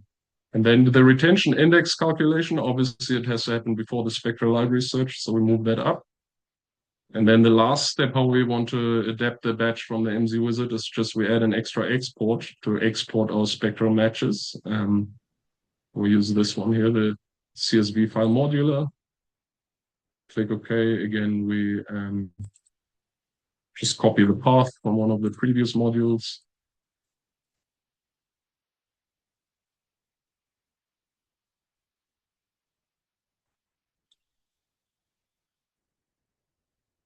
And then we click OK and execute that. The whole batch will run now. I've already done that. It takes a couple of minutes on my PC. So I will just minimize this and pull up the previous analysis. Should be this one. Nope. Okay, we already have it here. This is basically our tabs here, our raw data files, the batch ran, and our feature lists. Our feature list essentially is a consolidated result of the processing. We can right-click, open the feature list, and have a quick look at that. So essentially here you see all the different features or iron compounds that were detected, and then the annotation that we get from the library match. So here it's cannabis sample, so we get a bunch of terpenes and dronabinol, which is THC, for example, and you see there's already a bunch of entries we've annotated, a lot of them also not though. If you want to have a quick look, what's the match like? You can just click Show Spectral Database Results, and here's our spectral match. So at the top should be our spectrum, and at the bottom the library spectrum. You can see there's good overlap. You can check the cosine score, 0.954, very good. And if there's a retention index entry, that will also show here. Basically, this one, dronabinol in this case, doesn't have a retention index entry. And then you can also, for your compounds, inspect the retention index right here. All right, and now to the output files. What you will essentially get as your output in the path defined is this feature table. So it's similar to what you just saw now, just in a table format, and you essentially have a row ID that is just an identifier to distinguish the different compounds you detected. And then you have your sample names, and then the abundance, peak area essentially of that particular ion in your respective sample. So we'll have the retention time and the mass to charge ratio. And then in addition to that, you get the second output, your full table, which includes the annotations. So if you see, they should be in the same order, both those tables. So if you have that, I've highlighted it before, and you can just copy that and then paste it into your feature table. So now essentially, you know, okay, feature 20 is alpha-pinene, and I have the peak areas across the different samples. So now, how do you make meaning out of this? In the next step, you'd have to do some statistics to test essentially the distribution of these different features across your samples. I usually do that in Python. I find it, especially like with the advent of large language models, a lot easier to create custom code, allows you to make figures exactly in the way you want to, but there are some really nice tools for beginners that you can use in the browser. Just want to highlight here the FBMN Stats app. So it was introduced with a paper by Abse Pakesha and published in 2025, already 67 citations. So you see it's quite a widely accepted tool. And you can find it by just typing FBMN Stats Guide essentially into your browser. I will share some links once I'm done presenting with links to spectral libraries, the softwares used, and this tool as well. And then what you do essentially is you go into the app and then you click this file origin here at the top, quantification table and metadata files. So essentially what we already have.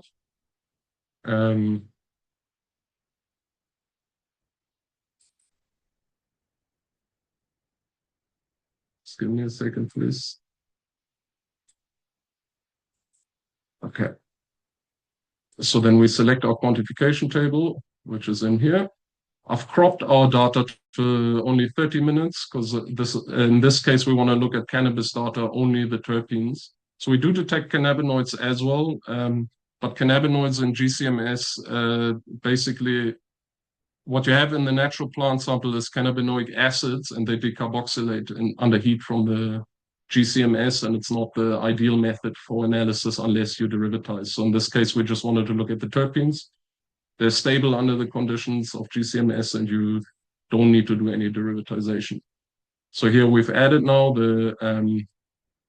our feature table. This was our table with the spectral matching results. We throw that in the annotation table, and then we just need to throw in our metadata, which I have here. And then automatically all these fields are populated, meaning the software recognizes our data, gives us a little warning here that there's some features missing in our metadata table, but this is all the blanks. So we've removed them. They're not present, so no worries about that. And then what you want to do is impute your data. So that's basically just zeros in our data table. We're filling them with very small values, which is helpful for a lot of the statistical analyses because there's divisions involved and you can't divide through zero. And then normalization, you have a choice between scaling your data, which basically means the overall intensity of all the features is put on the same scale. And then you can also do sample-centric normalization if you want to. In this case, we use scaling. You just submit the data for statistics. And now already done the statistics. Then you see on the left here, there's a whole bunch of statistical tools you can use. Going to look at Permanova and PCOA. Here you select your metadata column. So in my case, it's Kimova. I select that. I have groups A, B, and C. And then you can select a distance matrix. So this is essentially the mathematics behind your principal coordinate analysis, whichever you want to use. We maybe have a look at Canberra. And then Kalmanova is already performed. It's basically a statistical test. If you have multiple sample groups, it just tests, are these groups statistically different? And what's the magnitude of that difference? So we see our p-value here is 0.01. So our three groups of samples are different, and we have a test statistic of 25. So if we then click on principal coordinate analysis, we already end up with a plot. So here you can see we've got three sample groups and they cluster quite distinctly. So now we've already moved from the raw data into annotation and now to statistical analysis to see what's the distribution of these features across our samples. The Stats app also has a lot of other statistical tools you can use. Random forest analysis, for example, I like this one. You can basically train a machine learning model to find out which compounds in your samples are responsible for this clustering you're seeing here. And it's got hierarchical clustering and heat map. You can have a quick look at that. Should load here, so you can quickly pop up a heat map. Then with your features in the rows, your samples in the columns. And then very nice thing, it's quite interactive. You can just pop in there and then you already see there's the ID of the compound, what sample you're looking at, and what the annotation for the compound is. So here's some of the standards. You can maybe see this a little bit small, but this is alpha-terpinine, parathymine, and so forth. Okay, another nice test you can do is a t-test, where you essentially compare sample groups. So again, choose my metadata column, in this case Kimova, and let's compare group A and B.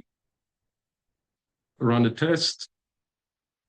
And now I already have my volcano plot here. I see everything to the right is basically enriched in group A compared to group B, and everything to the left is depleted in group A compared to group B. Then as well, when you hover on top of these points, which represent our compounds, you see the compound ID, as well as the annotation at the very back there. So you see here's terpinolene, for example. So already we have an idea now which of these compounds are enriched in what type of sample and what is their ID. Another nice thing in this app, you can also look at box plots already. So you can go to single metabolite plots and just select your feature of interest here. And then essentially it will already draw up a box plot for you. You can even go in here and it will tell you which sample is represented by which particular marker. So this software, I find it super useful for, especially for training, and it's kind of similar to a metaboanalyst, but more specialized in its regard. Okay, let me see what's up next. Then another thing is, I mentioned quickly molecular networking, because if you look at our table, and let me pop up the feature table, you see we have about 107 features, and we've only got 56 or 100 features and 56 annotations. So a lot of the features we don't actually have any annotation because there wasn't a spectral match. What we can then use is in our workflow in MZMine. What was this one? In our batch, we had a creation of a molecular network. So here it does spectral molecular networking and exports that. So in your output folder, you'll essentially have a molecular network that's already included in the standard batch that the MZ Wizard creates for you. And then how that can look after some little processing is like this. So this is a molecular network. Each of our compound entries before is now one of these nodes. And then if two compounds, for example, are similar, their fragmentation spectra are similar, they're going to be connected with an edge. So we can already see, I've imported here our compound names. This is caryophyllene for incidence. And then you have a lot of ones that don't have a label. So those are all the ones that don't have a spectral match. But now what we know is we have all these terpenes here in this cluster that we annotated through spectral matches, that everything that's similar to it is very likely to also be a terpene. So now we made the step using the spectral similarity of compounds we're detecting and can't annotate to those that we can annotate to infer that they actually do represent terpenes as well. And then very last, I just want to also show you a quick look at MS-Dial. So MS-Dial is the other alternative software that I've mentioned. I don't use it that much, but it's also very neat. It takes quite long to process, so I'm not going to show you the processing. This is essentially the output you get. And in MS-Dial, the results are not presented as chromatograms, but as peak spots, essentially. So this is the red color would be a high intensity peak, the green color a lower intensity peak, and then aligned across our samples. We can click through them, and then essentially it will tell us, do we have a library match? For this one here, yes, guaiol. And then quite nice, it reports our retention index from our data to the one reported in our library file that we used. So for this analysis, I essentially use exactly the same input data that I use in MZMine. And then for you to just have a quick look. So if you did the processing, would look like this. You create a project, you add your raw files, and you define whether it's a blank or a sample. Have various measurement parameters for GC-EIMS data. You want to click hard ionization here, and it's automatically going to populate all the other fields. Then data collection, the default parameters are also fine. Peak detection, the same. Same for spectrum deconvolution. And then for identification, you again just import a library. Here, this is the MSP file. And then you import your scaling file, again, for the retention indices. And then you click run. It takes about, for this data set, maybe 10 minutes compared to the 1 minute that MZMine does, but gives you a very similar output. And then what the output looks like, I think I had it open here. No, I don't. I'll just show you very quickly, a last thing, because it's quite similar, but not exactly the same as MZMine. So here's our output from MS-Dial. So again, if you look at the back here, we have our samples, definition of our samples from the metadata, peak area in a particular sample, and then in rows again the compounds, and then here you already have the compound name in here, under metabolite name, whatever the match was. And what MS-Dial does, if you have multiple matches for the same compound and you use the retention indices as well, the best match it will call alpha-pinene, for instance. And if there's another spectrum in your data that's also similar to alpha-pinene, but the retention index is less similar, then it will name it putative alpha-pinene. So yeah, I think that's pretty much, let me check. Yeah, that's everything I wanted to go over. So I know it's a lot of information to take in, but this recording is going to be made available. So I think and hope it will help you when you actually deal with analyzing your own data and you're faced with a situation where you don't have access to proprietary software. I'm just going to pop up my final slide again.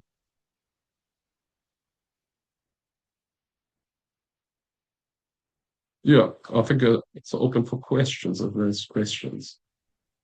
Thank you so much. I'm going to read some of the questions that we have. The first one is where to find the libraries to upload. Yeah, I'm gonna add some links to that. So essentially, there's a mass bank initiative. I think it was started in Japan. They deposit a lot of mass spectral libraries, including GC-EIMS spectral libraries. And then there's MONA, Mass Bank of North America, it's called. And then if you go to the MS-Dial homepage, you'll also find spectral libraries. Then you might have access to the NIST library. That's probably, maybe, I think, the most comprehensive GC-EIMS library. So what I have on the Agilent system here, I have the NIST library. There's a tool called AMDIS where you can basically export subsets from the NIST library and then use them on your computer. That's what I did for some of our work. Thank you so much. The next question, kindly explain why you process the data twice. Yeah. It seems someone got a bit lost somewhere, so especially the part of the metadata, please. You say that again, please? I didn't quite catch that. Okay, so the question is, kindly explain why did you process the data twice? I got lost somewhere, especially the part of metadata. Yeah, the metadata. So that's essentially something you assemble yourself. And you need that, not like if you just run one sample and you want to find out what type of compounds am I potentially detecting in there, you don't need metadata.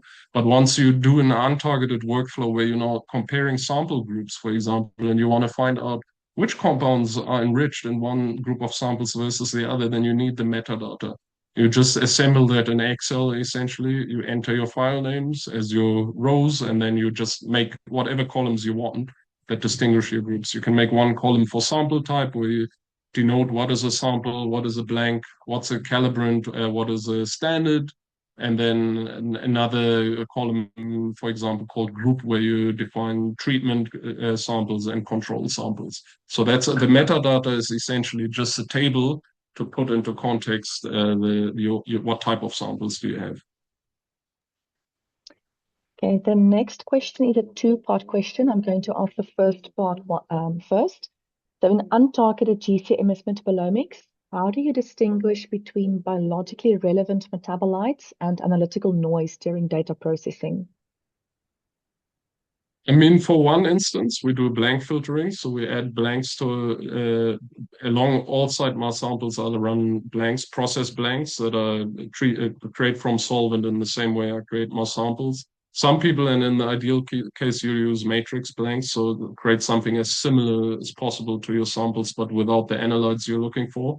And then you, in MZMine, you can do blank subtraction. So all the signal that's present within your samples and within the blank will be filtered out of your feature table, essentially. And you can set certain parameters there, thresholds. You could say, I want to remove any detected features if it's not at least 10 times more intense in the samples than the blanks, for example. And then you'll probably still end up with a little bit of noise, but when you then do statistical tests like an ANOVA or t-test, and if something's enriched in one sample group over the other, that's a strong indicator that it's biologically relevant molecule. Thank you. The second part of the question are, what are the major limitations of GC-MS compared to LC-MS for plant metabolomics? And when would you recommend one over the other? I think that might actually be a bit more of a general one as well. Yeah, I mean, I can give my take on that first. I think it depends what type of plant metabolites you're looking at. So if you're looking at terpenes, like in this case, then GC-MS is your go-to. I don't know if you want to look at flavonoids or big polyketides, probably, or alkaloids, you're better off using LC-MS. GC-MS, what I like about it, like comparing the techniques, really plug and play, you know, like when you run LC-MS, you have to pay a lot of attention to that your system is in good starting conditions, you get consistent retention times and so forth. Whereas on a GC-MS, in practice, it's really you prep your sample. If it's a standard thing you do, you put them in the instrument and you run, and it will, if nothing extraordinary happened, like you will get consistent data to your previous runs. Where LC-MS, it's a lot more hands-on, basically getting the instrument to readiness. So from that level of effort, GC-MS is less. And yeah, GC-MS, again, volatile compounds, if you're looking at that, like small terpenes, then essentially you'd want to use that. On the other hand, I guess on your GC-MS technology, it depends a lot. In my case, I have access to GC-IMS, so this is, it basically records only fragmentation spectra. Or compounds enter the ion source, are shot at with electrons, ionize and break apart, and that's what we measure. Whereas on an LC-MS system, you also get information about the precursor. So first you record a mass spectrum of the intact precursor, which allows you to determine the molecular formula of the compound you're looking at, and then you record a fragmentation spectrum. Then in terms of libraries, I think GC, I'm not actually sure, but I think GC-MS libraries are probably bigger. And then, yeah, however, if you have something where you don't have a library match at all for LC-MS tandem mass spectrometry data, there are a lot of tools, in silico tools, to do structure prediction, even on compounds that are not present in libraries. So from that angle, LC-MS would be preferable again. I mean, it really depends, but I think first thing, if your samples are or your analytes are volatile, go to GC-MS. If they're not volatile, use LC-MS. I agree. Okay, so the next question, My PhD focal area is in metabolites that I hypothesized that they can act as selective filters for microbiome assembly and or recruitment. So I just want to know, firstly, how confident can we be in metabolite identification without authentic standards? And what are the level of, sorry, screen jumped when another question came in. Oh, apologies. Let me just quickly open this again. I mean, there's a Metabolomics Standards Initiative, right? If you want to write in your paper that you identified a compound, you want to have actual comparison to authentic standards. Okay, I see here the question pop up now. Yes, I quickly posted an answer about the Metabolomics Standard Initiative there, so that should help. Yeah. The second part of the question, what are the common mistakes researchers make during sample collection and preparation that affect metabolomic data quality?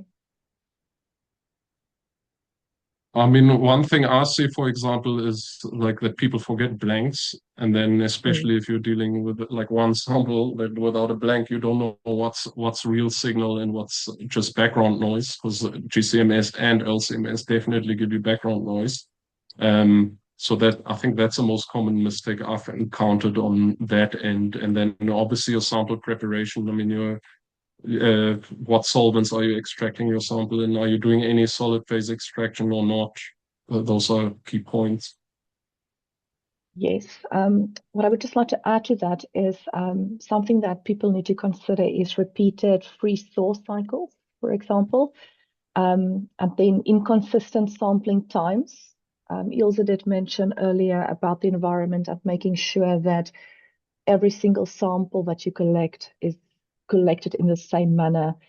And then any delays in quenching, so freezing your sample, because then the metabolites start to degrade, and that will also have an influence on your profiles that we see.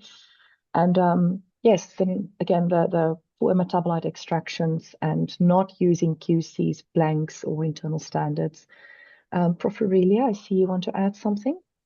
Yes, I just wanted to add, so we are in an era where people collaborate and share a lot of samples. So something that people don't keep in mind is also the collection devices or tubes that are used. So for example, plasma. Did you use the yellow tube for getting that plasma or the purple tube? So differences like that as well. So I think also just keeping in mind when you're sharing samples to have all of that type of data as well. Thank you. Prof. Ilse also wants to add something. Sorry, yes. I wanted to say that you guys, well, just to add what Aurelia is saying, you need to collect all your samples in exactly the same way.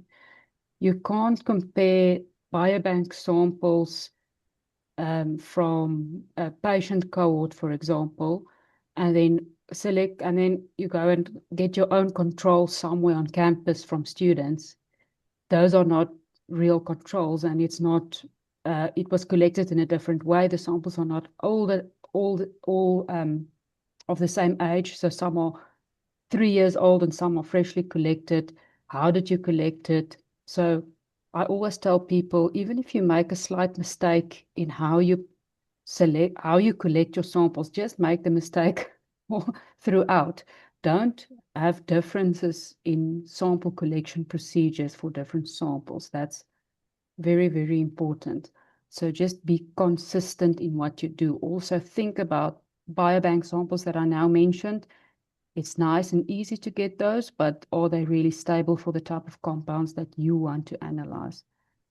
Okay, then Laura, I just want to say it is now 12:30. The meeting was only scheduled until 12:30. So I think we can, I will continue with the questions if anybody wanted to leave.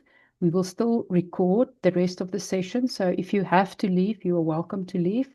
I want to say thank you for everybody who joined today. We really, really appreciate it. We will look at the attendance register and then send more information via the attendance register to everybody who attended. You did give me your email when you registered, so we have that information. Okay, so thank you very much, and thank you very, very much to our speakers once again. You know, I think we all know that presenting for 30 minutes, it takes you a few days to prepare for that few minutes of presentation. So we really, really appreciate your effort and time you put into this wonderful professional presentations that you made, and the time that you offered to be here today as well. I think it was high quality presentations, and if I look at the audience, we still have more than 80 people or almost 90 people in the audience, people stuck around. So I think these were very interesting presentations.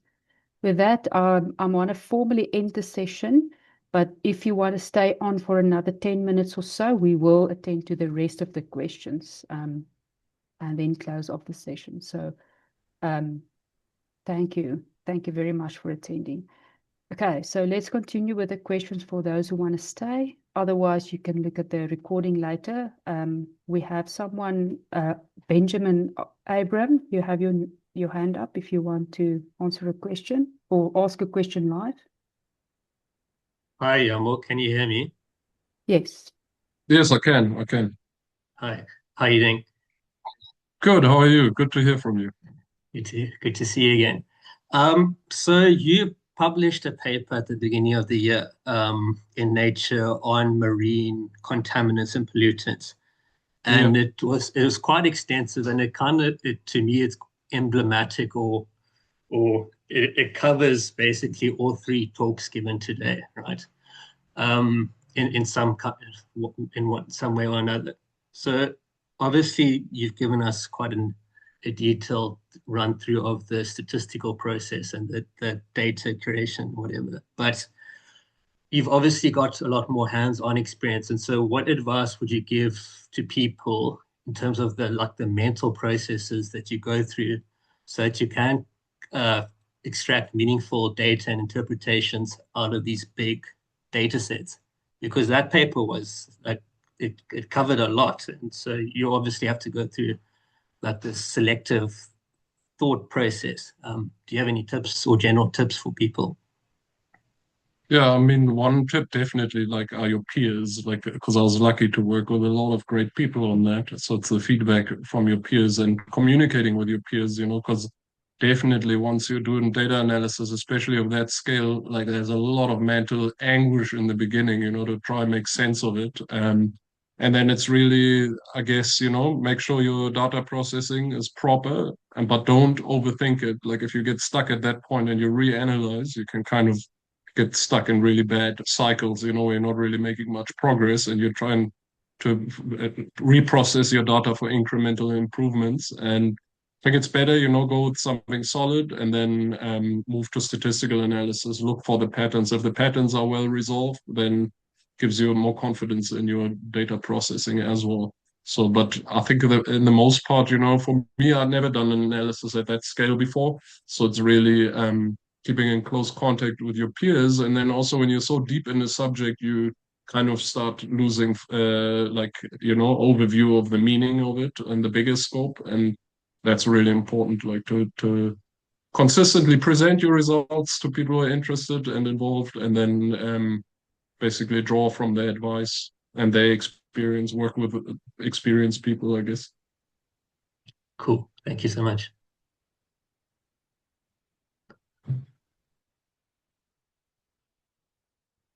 You are welcome. Okay, there's another. Oh, sorry, continue, Lana. Oh, no, it's fine. You can take this one. I wanted to say there's another hand up.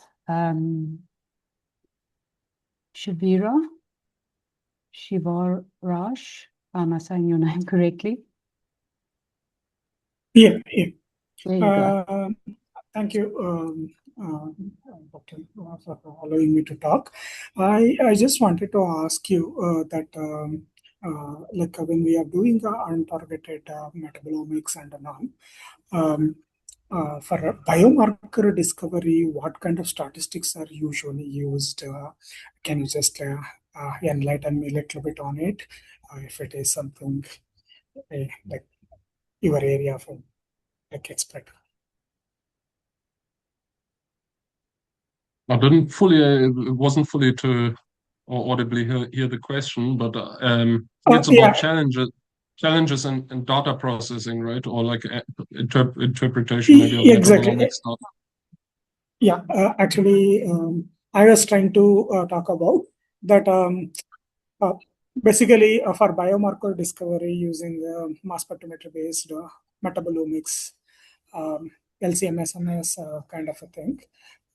What kind of statistics should be, or like in a broader spectrum, we should look at it and implement for our data analysis and interpretation for biomarker discovery, because most of the time whenever any this kind of biomarker discovery, a lot of like whatever the little bit of literature review I have done, most of them overlap, and even those overlaps also doesn't give out very confident biomarkers.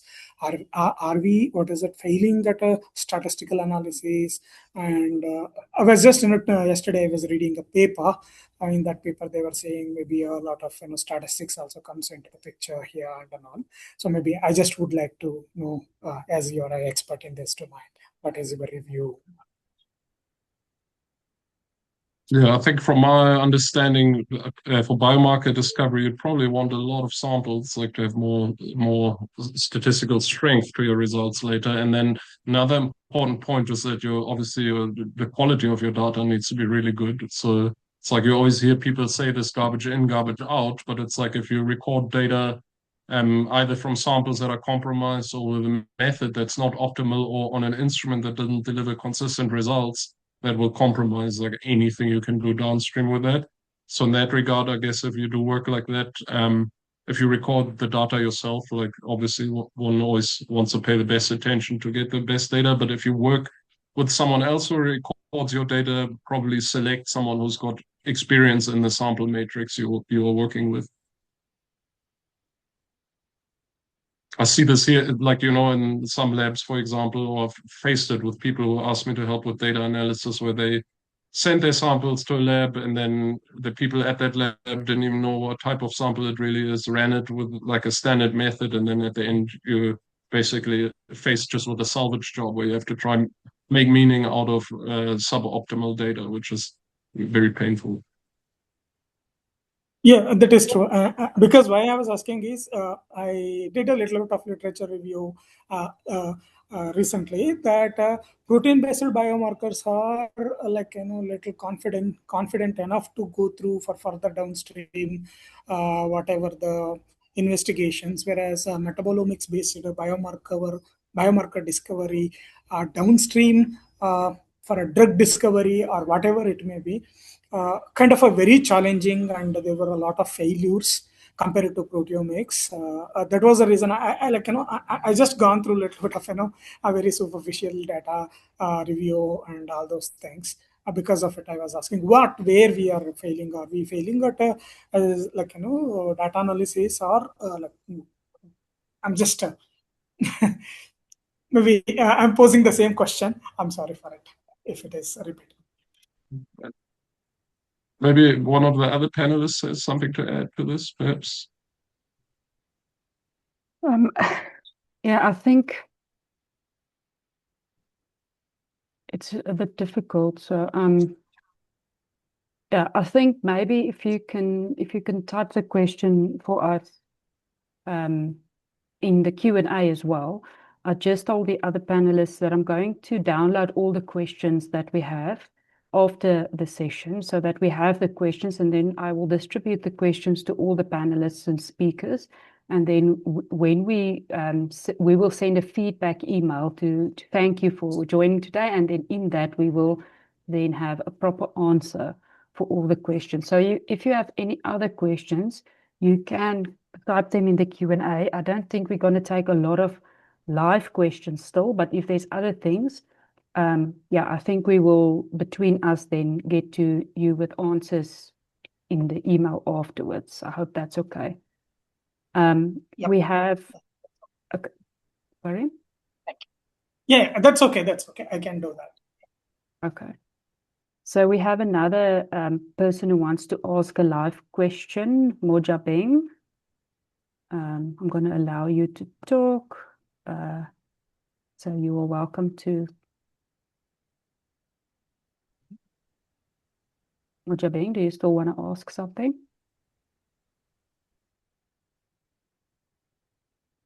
Okay. So, Jamo, I think we can take maybe one more live question, and then we'll do the others afterwards in email. The question there is, Dr. Jamo, is it possible for you to show us how to achieve such good network on Cytoscope? Yeah, I mean, it's a bit quick now, but essentially, let me just pop this open maybe. I mean, this molecular network, where do we have it? Okay, I think you can see my screen again, I hope.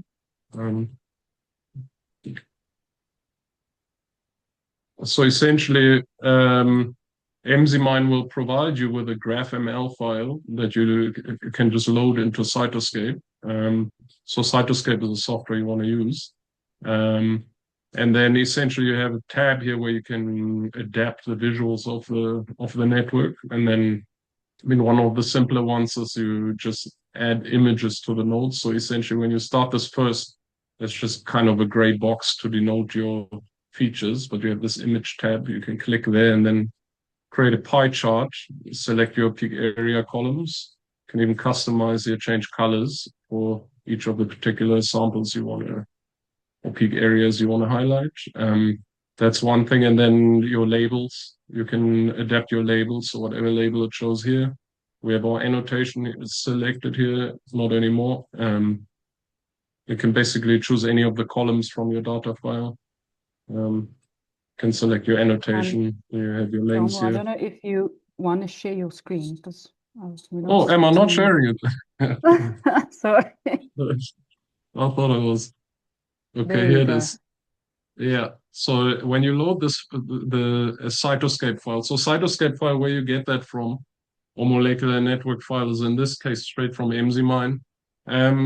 Some people are probably familiar with GNPS, online platform for molecular networking. You can also get your GraphML files from your data, upload your feature table that you created with Mzmine, or even raw data, and then create a network like this. And then always when you import it, it's just going to be each of these nodes is just going to be a little gray box. So you can, in Cytoscape, use the style tab here and just add pie charts by clicking onto image chart tab here, add a pie chart. You can even make bar graphs if you want, or rings. And then essentially all the columns that are present in your data, they're going to be on the left. And then you just select the ones that have peak area for your samples. You see they have little numbers, the first one, second one, third one. And then if you click customize, the same numbers here, and here you can essentially set a color you want.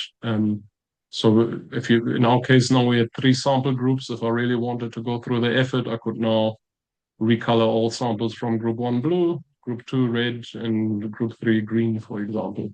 Then it would show up in the pie charts.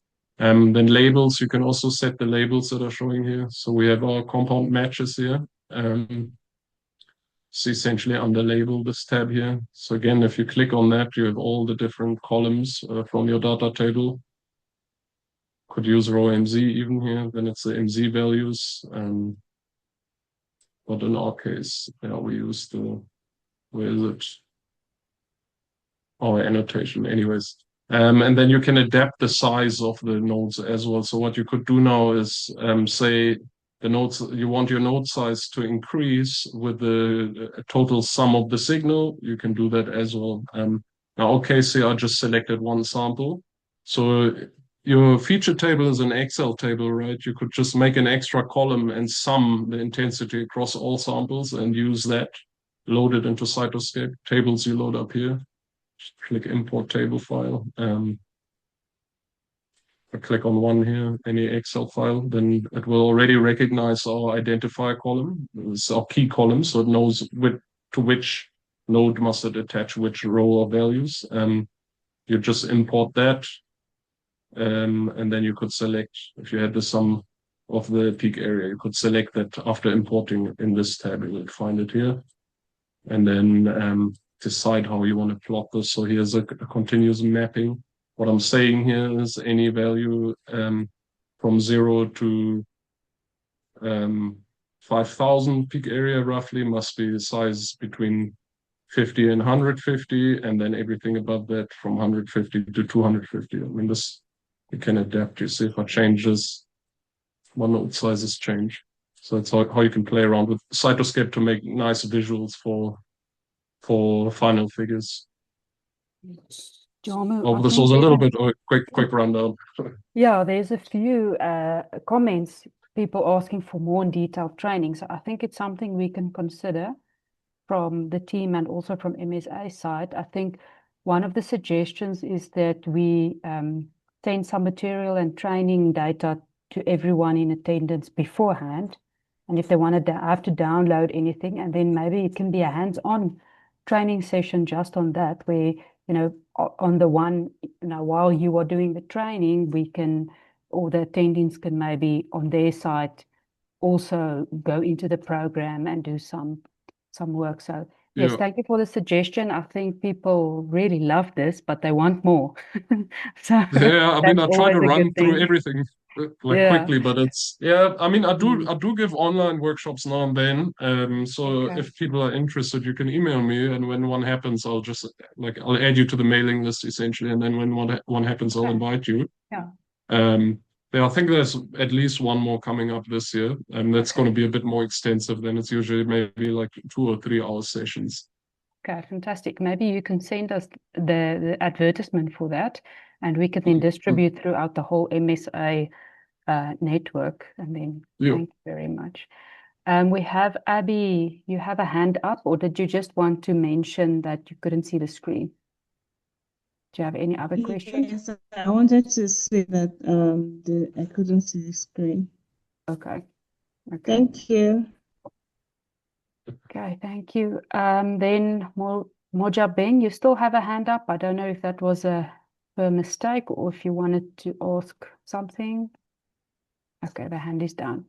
Okay, I think that's that for today. Oh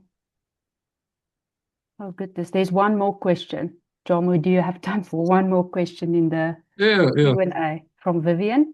Saying, please, can I incorporate molecular networking for my study if my data is DIA approach? Also for stool metabolomics, how do I manage too many co-eluting compounds that appear unresolved or over-duplicated? In the Q&A. For DIA data, you definitely can. The big issue I've seen people face with Waters data is the conversion to MZML. MS-Dial, for example, I showed that quickly, that can handle MSE data from Waters instruments. MZMine can't natively, so you'd have to convert that before, but it also involves some deconvolution. The easiest way is if that's done directly, the conversion by whoever acquired the data for you. Because Waters essentially, they quite enjoy working in a bit of a closed ecosystem in terms of data analysis. So they export, like once you have their files, it can be a big pain to get those into something processable with open software without having access to their proprietary conversion tools. So yeah, you'd want your analyst to essentially provide you with already deconvoluted, converted data. Then you have no problem doing that in MZMine. That being said, if you don't have that option, you can use MS-Style. It's a bit more involved, but it's possible to analyze DIA data and deconvolute it through that.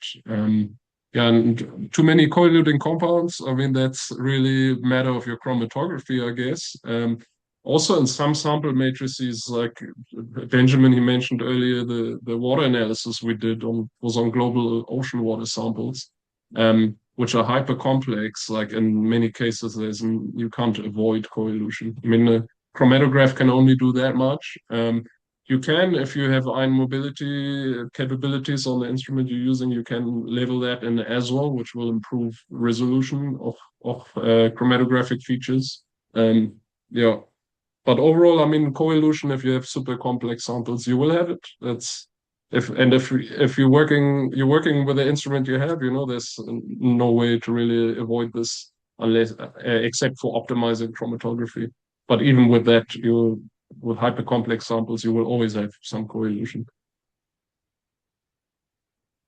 Okay, thank you. So I think with that, we can end off. If I can just ask for a few seconds, if all the panelists speakers can just show your videos, and then we can just say thank you. Thank you again, Prof. Aurelia, Prof. Laneke, for joining as panelists and joining in. and assisting with the introductions and so on. Thank you so much, Jamu, Laura, Christina. We really, really appreciate this effort that you did and the effort that you put into these presentations. And with all the questions, I think it shows that there's a massive need for training like this and more training like this. So I think we will definitely follow this up with more sessions like this in the future. Relia, a last word from you, maybe from MSA side? Yes, just a big thank you to everybody who attended and, of course, our guest speakers. Pretty insightful talks. And I think, yes, as you've mentioned, from the questions, there's obviously definitely a need to do more of this. And I think Ilse will come back to just reminding everybody of the second part of this training, which is then the hands-on, which will be limited to only 6 participants. But we'll share that on the different platforms, all of the details and the requirements. Thank you so much, everybody. That's it. So everybody who has kids, enjoy your long weekend. If you don't have kids, I hope you took leave on Monday and enjoy the long weekend and have a great day further. Okay. Thanks, everyone. Bye. Bye-bye.